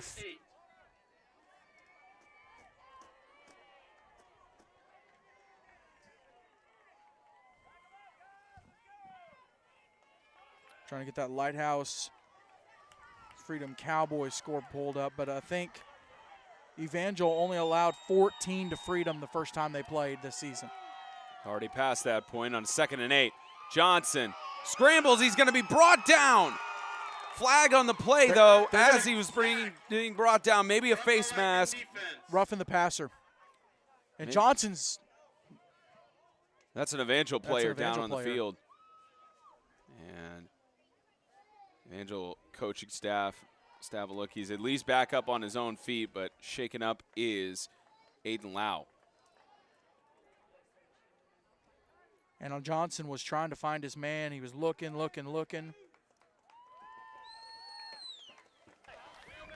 5-yard face mask, number 13. Replay 2nd down. That was a 5-yard face mask called on Lucas Mast. Look at you with the correct play. There you go. Yeah, Johnson was looking for his man, just ran out of time. That Evangel defense got in there.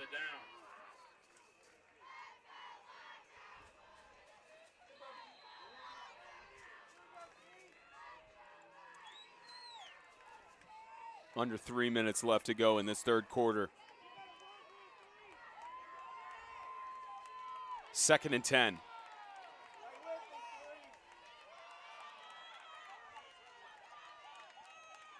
Johnson, shovel over to Lorio. TJ Lorio trying to spin out of some tackles. Get a gain of about 3. 3rd and 7 coming up. And I mentioned it, they'll let you get out to the outside, but they're going to force you out of bounds. They're not going to give you any more than that, any more than they have to. 3rd down, Freedom. So Evangel's put up 2 touchdowns, and Freedom's put up 1 here in the third quarter. Will Freedom put up 2, Spence? Got at least 14 minutes to try and accomplish that. Johnson is looking. He's going to keep it. Only a gain of a couple yards. 4th down coming up. And you wonder, with it being about 5 yards short of the line of gain, you wonder if the Cowboys are on 4th down territory here. Oh, 100%. 100% you got to get this first down. But it's going to be one of 2 things. It's going to be Oliver Johnson carrying the football, running the football, or they could go with some kind of a pitch or a jet sweep to TJ Lorio, let that speed get around the edge and get him the first down here. 4th and 5 as the Cowboys go for it. Johnson will keep it and won't get it. No chance of him getting past the line again. Caden Jones and Aiden Lau. That Evangel defense sniffed it out. They knew what was coming.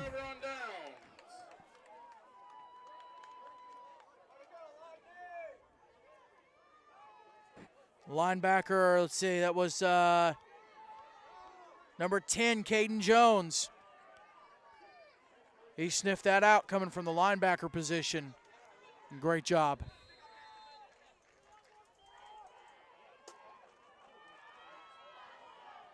Evangel takes it over with a chance to potentially make the lead unreachable. 1:16 left in the 3rd. Whitfield alone. He's got pressure from Lorio. Finds the catch. Reception by Kyle Jones. 1st down inside the red zone. Eli Whitfield completes the pass to Kyle Jones. Whitfield stayed so cool, calm, and collected under pressure. On 1st down. Man coming unguarded off the right-hand side. 1st and 10 near the 18-yard line. It's a big conversion for Evangel.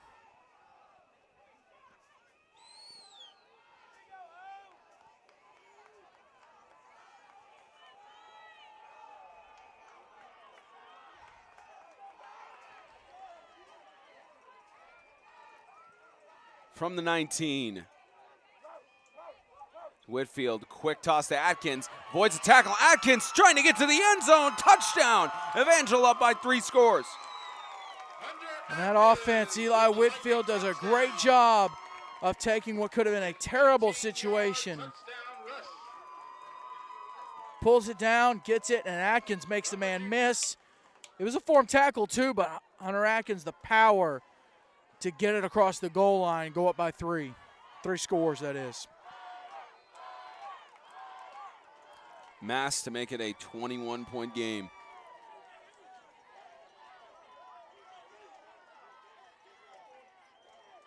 Snap, set, kick. And it's good. I think it was ruled that the ball was even tipped, and it still made its way in. And we're going to have a rough in the kicker.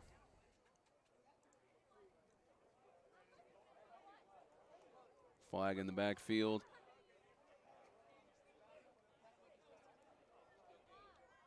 It looks like it'll be enforced on the kickoff. Extra point's good. We got a personal foul, roughing the holder. That 15-yard penalty will be over here. The 15-yard penalty is roughing the holder, not roughing the kicker.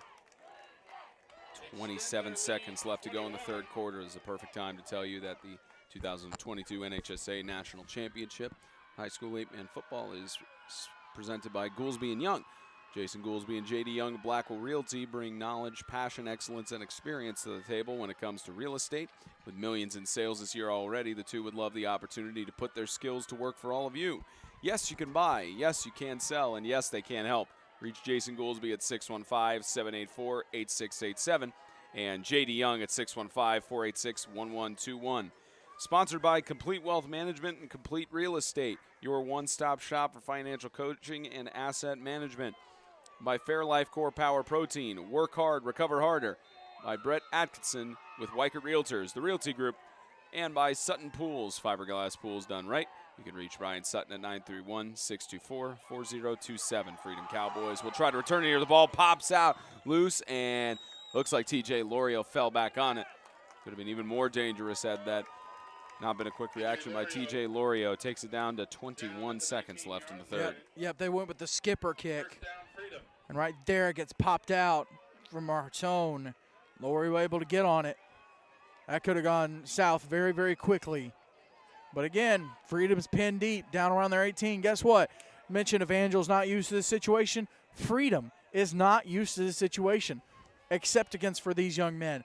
This is going to be a mental barrier the Cowboys have to get over. They're not used to this, and the only time they are in this is against this team.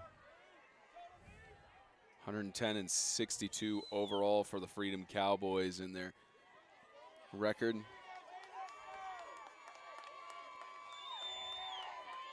As toss is made deep to the left side. It's intercepted! Picked off by Zane Barlow. A low pass intended for MacArthur, and the Lightning are starting to run away with it. Barlow reads it perfectly, and Johnson just not enough juice. Barlow able to jump it. And Evangel striking lightning right now. You can hear the excitement from the fans that are on our side of the press stands.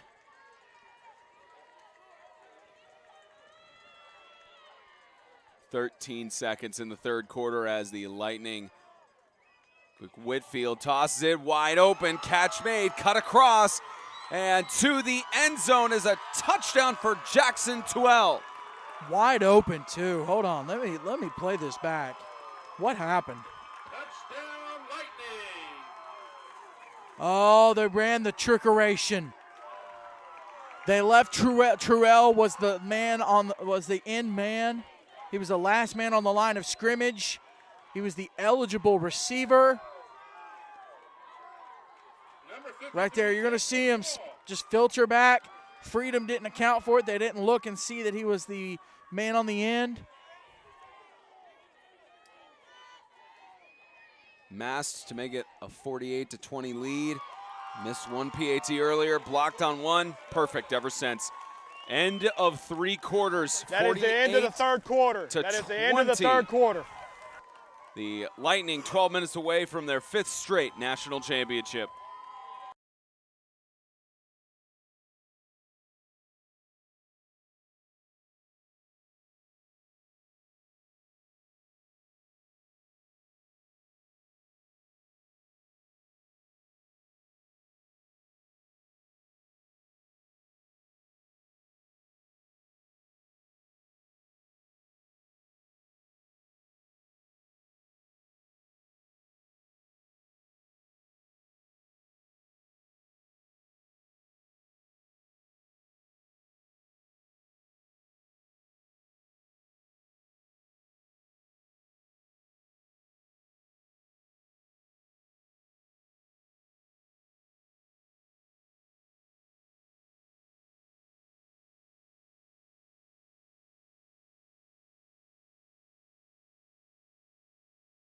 "12 minutes remaining in the national championship for 2022. Long, hard-fought season for both teams in this competition. You think about players, especially for the seniors, you start to think about all the years in the off seasons in the weight room. This is picked up by Martone. Tries to take the return back. Can't get through the kick return defense of the Evangel Lightning. And you start to think about in this moment all of the summers in the weight room, all of the off-season work, everything, all of the practices leading up to game day each week, and all the preparation that gets you to this point. It's got to be in the back of the mind of these seniors and the rest of the underclassmen right now. Those hot Alabama summers, practice starting in early July, and it ends here on a Monday afternoon in Panama City Beach, Florida in November. Ends as a team. It's a really poetic arc. Ends as a team, but at least for the seniors and rising stars nominated to the Gatlinburg All-American game, they get one more All-Star and get to meet a lot of players from around the United States. This will be a carry by Johnson. Tried to get, had one man to beat. It was Hayden Black who got down to him. If he gotten past, would have been off to the races, but gain of about 9 yards. As time is not on the side of the Freedom Cowboys. They have 2 timeouts left. I'll tell you what, this young man has not given up in this football game. He is still fighting. Last game of his career as a Freedom Cowboy after 3 years being with the organization.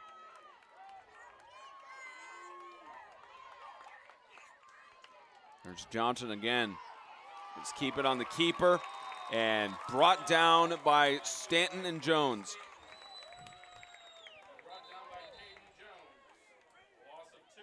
Injury on the field. Injury timeout on the field. Clay Stanton was slow to get up, but now he is hobbling over the sideline. He's put in the work today on the Evangel secondary. He could have been landed on. That may have been what happened. And you see he's hobbling even. Finally falls down at the sideline. 3rd down and 3 for the Cowboys. They will look at Stanton Freedom needs 3 on the yards side. to move the chains. 3rd down and about 3. As the Freedom Cowboys try their last ditch effort here. Johnson will keep it up the middle. And he'll be stopped for a loss of 1 on the play. You know, we also talked with, Coach Tim Smith talked before with him and asked him, you know, what keeps you reignited and what keeps you going? It's just that so we have a timeout. Timeout. Freedom Cowboys. That's their 2nd charge timeout of the half. We also have a TV timeout. Called. We also have a TV timeout. Thanks to Nate Starr for that. Appreciate the love. That may have come from Evangel's side, though. They may have asked for the TV timeout. They may have. There you go. They may have asked for the TV timeout. Tip of the cap. Tip of the cap. And Nate Starr and the crew. It's always a good sign for the officiating crew because you think about there are 3 teams on the field. And for the officiating crew as well, it's been a silent night for the most part on them. There's been some calls that may have gone one way or the other, but for the most part, a relatively silent night and not a call that has shaped the outcome of the game. So I think they've done an outstanding job this whole tournament. There are a couple – okay, outstanding may not be the word. They've done a good, solid job. Couple calls may not agree with, but they have done a great job in this tournament. I'll give them grade. I'll give them an A minus. A minus, B plus, teetering between that.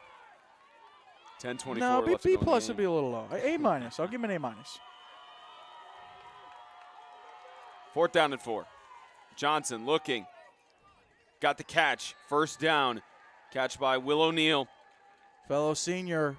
It's good to see him getting active here. Last game of his high school career. Of course, he wasn't able to finish it with the team that maybe he wanted to. But this Freedom Cowboy organization, talked to Coach Kyle Collins last year when they accepted players from Riverside, as well as this year, and the message was the same from him. He goes, "Look, the day you step foot on Freedom Cowboys field and put that uniform on, you're a Freedom Cowboy." Mm-hmm. They've fully accepted him, as well as other players that have come from Riverside.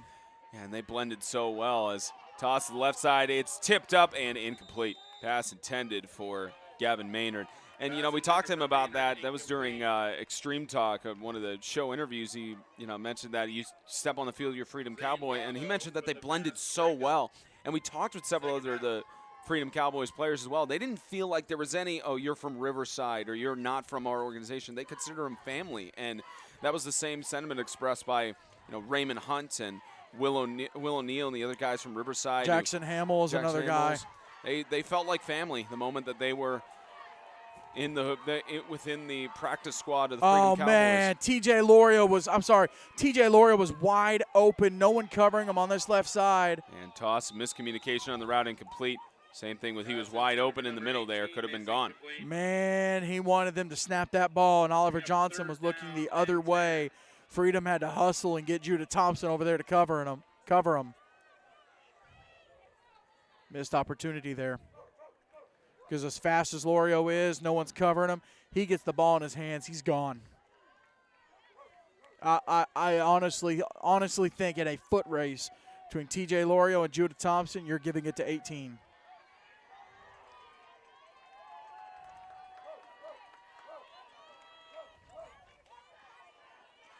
Johnson slings it again in coverage, and another interception. No, it's It's ruled incomplete. incomplete. Zion Thompson almost had I believe his second interception of the game had that been complete. And Will O'Neal right there to look at it, and he agreed with the official. Let's see, I think I got just enough of it. Let's see if we can slow it down. It's going to be right here on the bottom of your screen. Oh, I missed it. Yep. Doggone it. It looks pretty clear to me as cramping. We got a timeout on the field for injured player. It's an injured player. Zion Thompson will be looked at. We will step aside.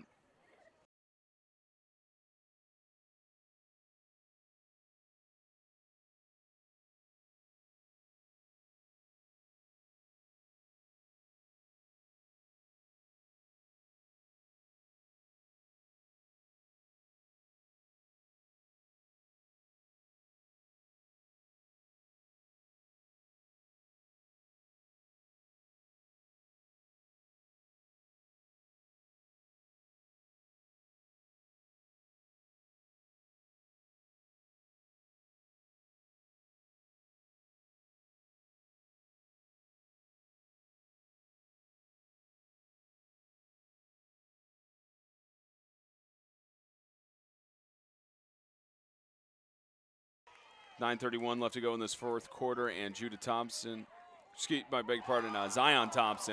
That ball is incomplete. Zion Thompson got escorted to the sideline. He's being looked at. Unfortunately, a few injuries in the later half here, as it's also a turnover on downs for the Freedom Cowboys. No flags on the play either, so a clean pass breakup.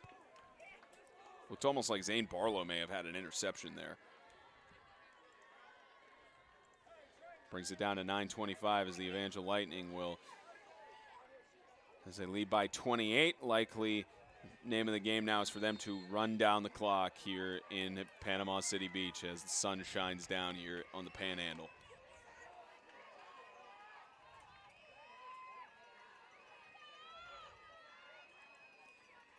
As Whitfield, that pass is complete for Kyle Jones. It's a great scoop by Kyle Jones. Make sure that ball is complete. And what's impressive about this Evangel Christian Lightning team is, of course, they're going to play here in the national championship. And tomorrow night, a couple of these young men got a basketball game. Yeah, Coach Smith was talking to us about that. Tomorrow they've got a basketball game. Pretty sure none of the football players will be playing that competition tomorrow. Maybe they'll be on the bench, get some rest in that regard, but they'll be heading right into basketball season after this to carry up the middle by Tyler Wilson.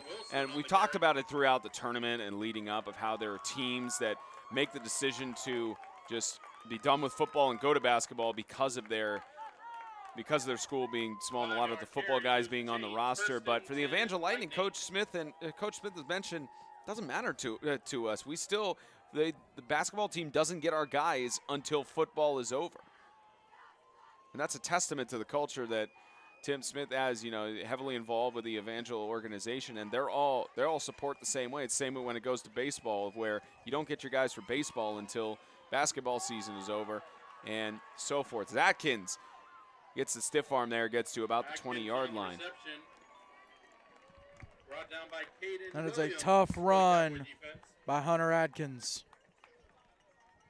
And a great defensive job. To the 20-yard line, where it's second down. As far as I'm concerned, as far as I'm aware, the Freedom Cowboys, all they do is football among their sport offerings. They do football, and then they also there's the same church where they practice and everything. There's also Covenant Christian that a lot of the guys play basketball for, and a couple other sports. They're in the same conference as the Tennessee Heat. So they do have some options. So they have options in that regard. As Atkins loses the football, and it's picked up and into the end zone, and that's a touchdown. But I wonder in high school if there's a holy roller rule. I guess not a touchdown.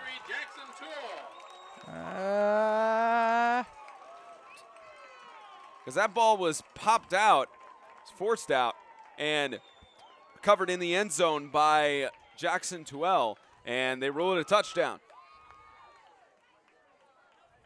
And they're an extra point away from this being a running clock. And that might be what Coach Collins, you can't see it on camera, Coach Collins is talking to Nate Starr about it. I think the rule is it cannot be advanced by the same player that fumbled And there's the ball. a flag on the sideline. Looks like an unsportsmanlike conduct by one of the coaches. That's Brett Oliver having to be held back. And we don't have that on camera right now, but that is coaches are getting him back. That's a flag there. Former Freedom Cowboy player Brett Oliver, the defensive coordinator, he's not happy. Kevin Gogman isn't happy. They're not happy about this. No. Coach Collins might have been the calmest one about this whole situation. Per Federation rules, you can advance a fumble after a play has gone forward, so it is a touchdown. Then we have a dead ball, unsportsmanlike conduct on Freedom Cowboys bench. That 15-yard penalty be assessed on the kickoff. Perfect explanation by Nate Starr. So it is in high school. You can advance it at this point. Yeah, that's what I'm saying. The same ball, the person that carries the ball and fumbles cannot advance it, but another player can. Good comparison between high school and the NFL there. The NFL, they, of course, have the holy roller rule. Chance to make it a running clock. Snap, set, kick. It's good. Perfectly through the uprights. And with 7:14 left to go in the game,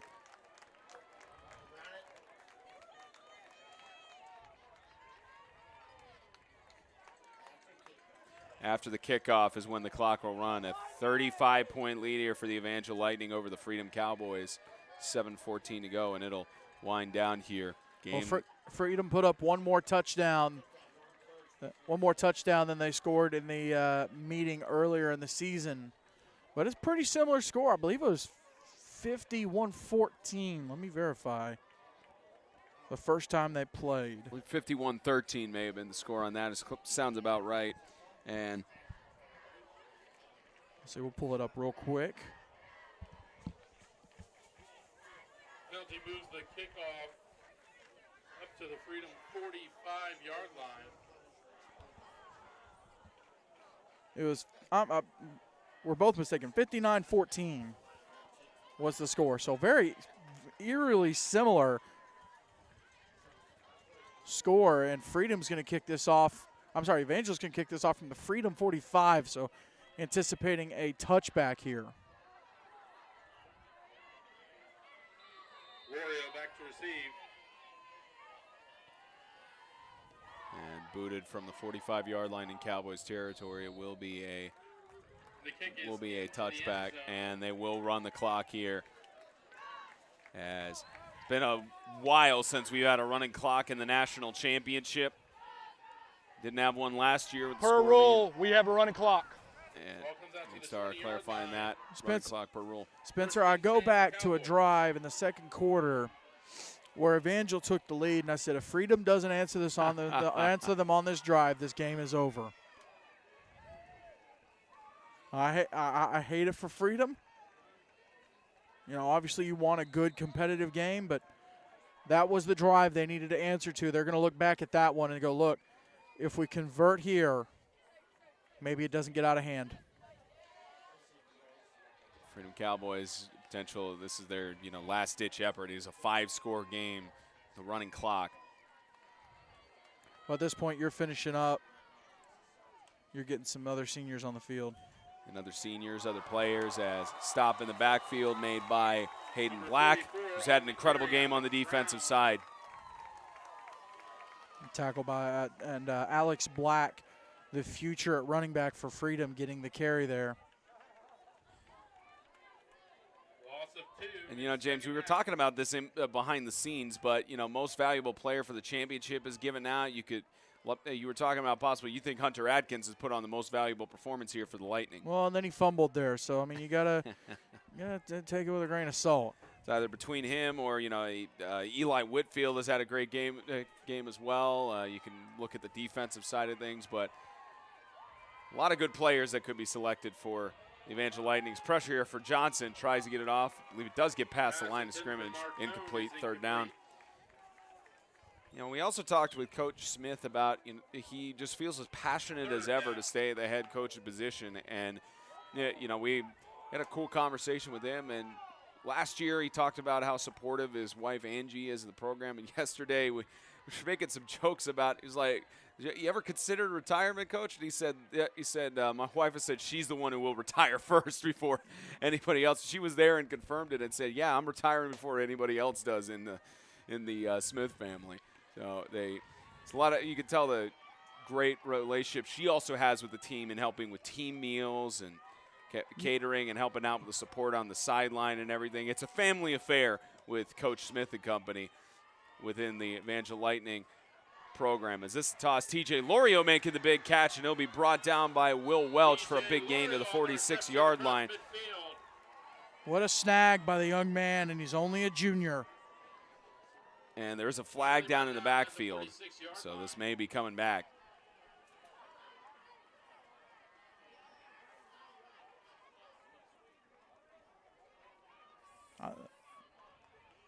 As they're going to discuss it here with the other officials. It looks like with the players going, this will be coming back.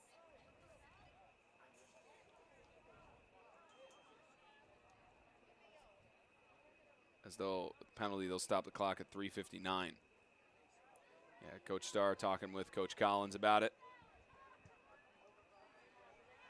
And you know, Coach Collins, the only official star.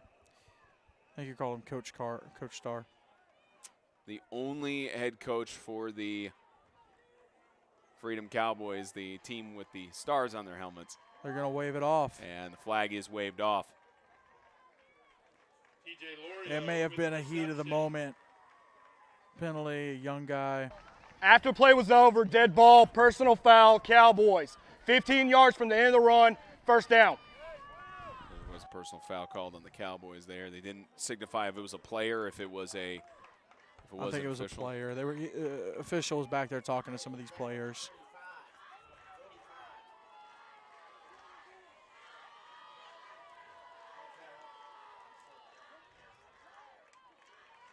Continues to run the clock as the Cowboys get it forward.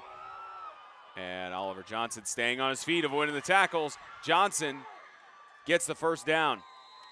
He's stopped by several Evangel players, and there's another Evangel player slow to get up. That is Grady Watkins.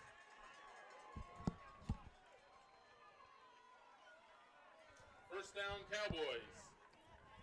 And he may be bleeding. They'll take a look at him on the sidelines. You know, something else interesting, Spencer. This will be Evangel's 5th time winning this national championship in 8-man. And with the numbers they've been able to get, you get the 11-man tournament coming up, and I know they won't play in it this year.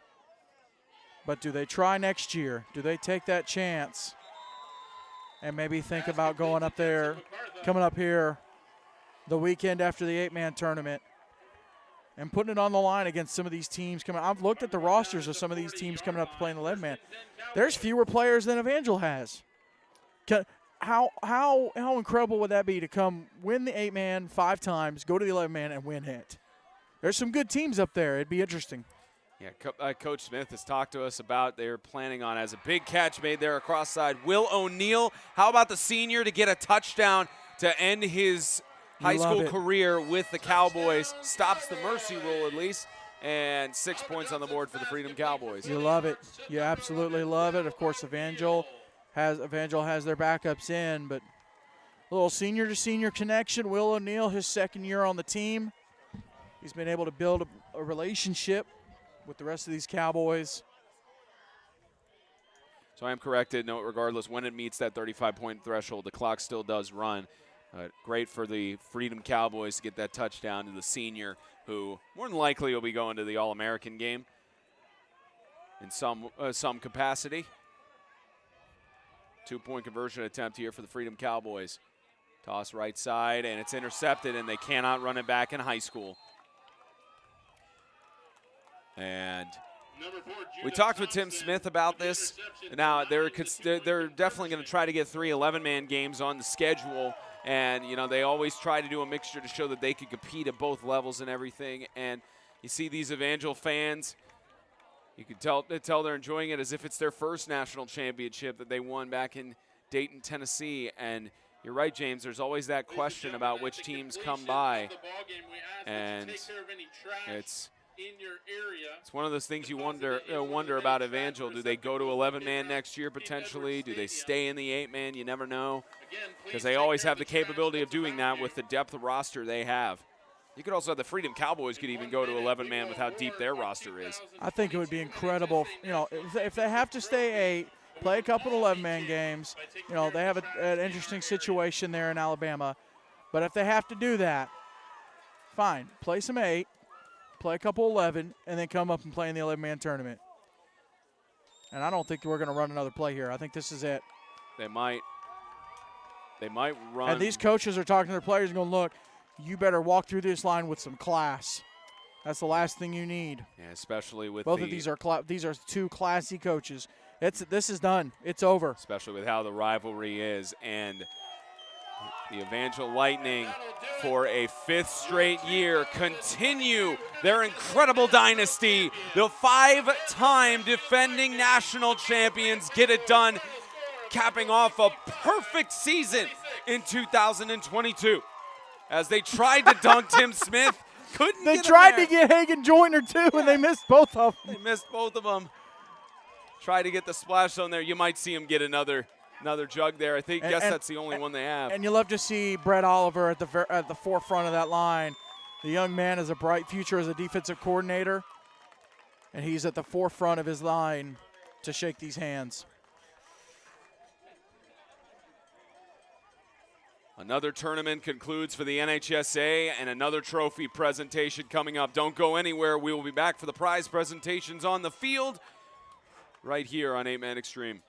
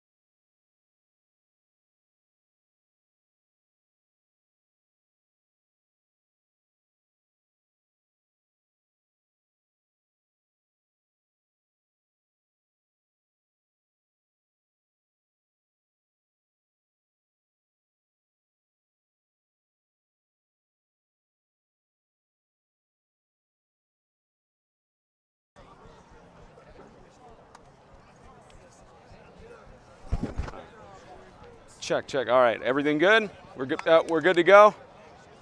Thanks. Just needs to get on the speakers and everything. All right.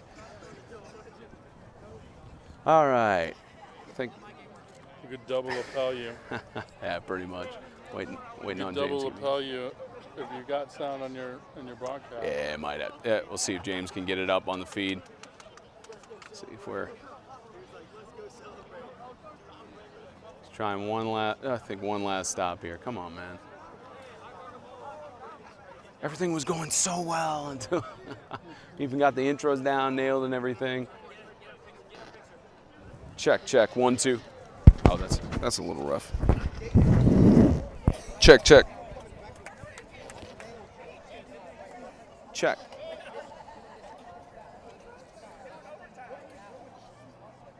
Come on.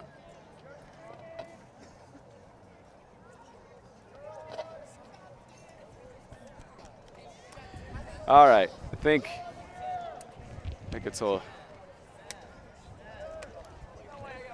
As soon as he figures out how to fix this. All right, a little bit of technical issues, but we got it going. Evangel Lightning, 5 straight championships. How does it feel?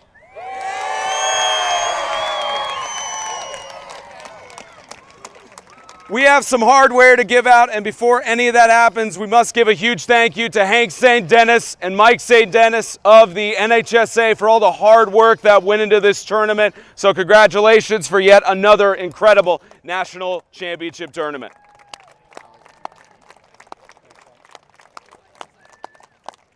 We will start out honoring the all-conference players. We first start out with the Freedom Cowboys. Number 72, Pierce Dalton.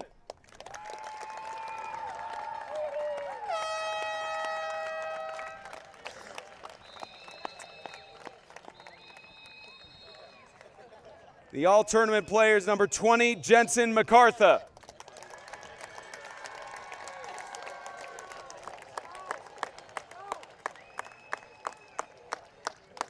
Number 25, Josiah Carr.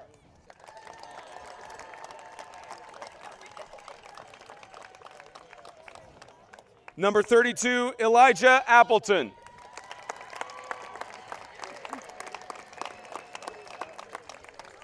Number 9, Oliver Johnson.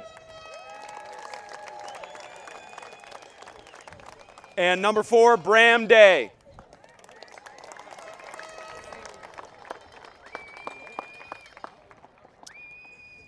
And we'd like to give a special congratulations to second place in the national championship, the Freedom Cowboys.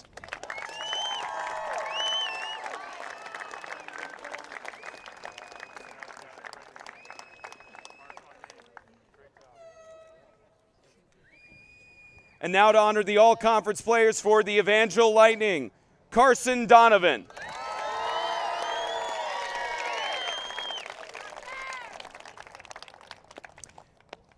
Jackson Tuell.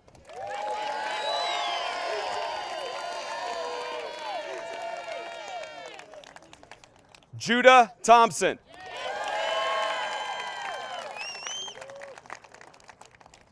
Eli Whitfield. Hunter Atkins. Caden Jones. Hayden Black. And Clay Stanton.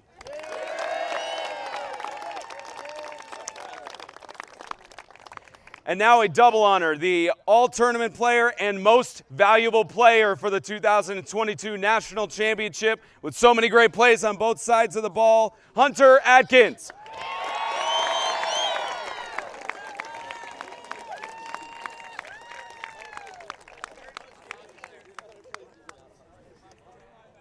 And now, first national championship on the mountain in Tennessee and 4 years straight in Panama City Beach. Your 5-time national champions, the Evangel Christian School Lightning.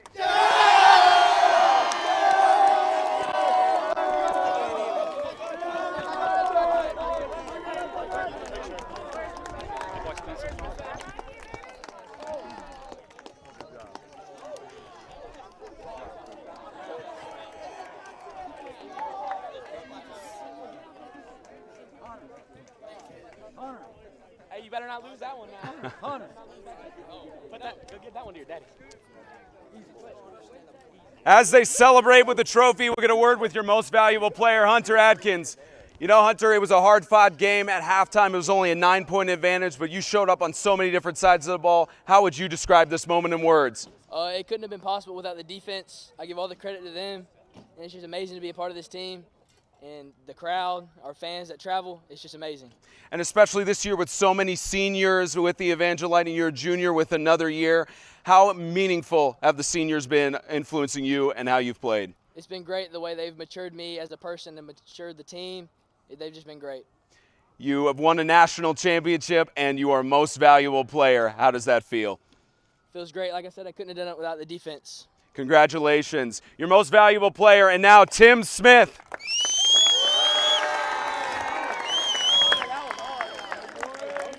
You know, Coach, I remember last year you were in tears at how incredible the moment was to win the national championship, and now 5 straight. How would you describe this moment in words? I really don't have words for it except that group right there. You know, last year you faced off against the Freedom Cowboys in the national championship. You knew it was going to be a challenge for a second time facing them, even though you played them in the regular season. What did you tell your guys at halftime when you were only leading by 9? Yeah, we had to keep playing. We knew they battled us so hard the first half. We made a few adjustments. We started playing a little better, quit turning the ball over a little bit, quit having dumb penalties, and we started playing Evangel football. You know, I talked to Russell Christian last week in their state championship with Coach Anthony Braddock, and he mentioned how they reset and do it all over again is hit the gym room tomorrow morning. What's the plan after winning this national championship? Yeah, well, we may hit the gym in a week or two, but tonight we're going to go eat some ribs. And I'm sure the oatmeal cream pies and Dr. Pepper are going to be eaten as well, right? Yeah, I appreciate you and James bringing that every time. So. Congratulations, Coach. 5-time national champions, the Evangel Lightning.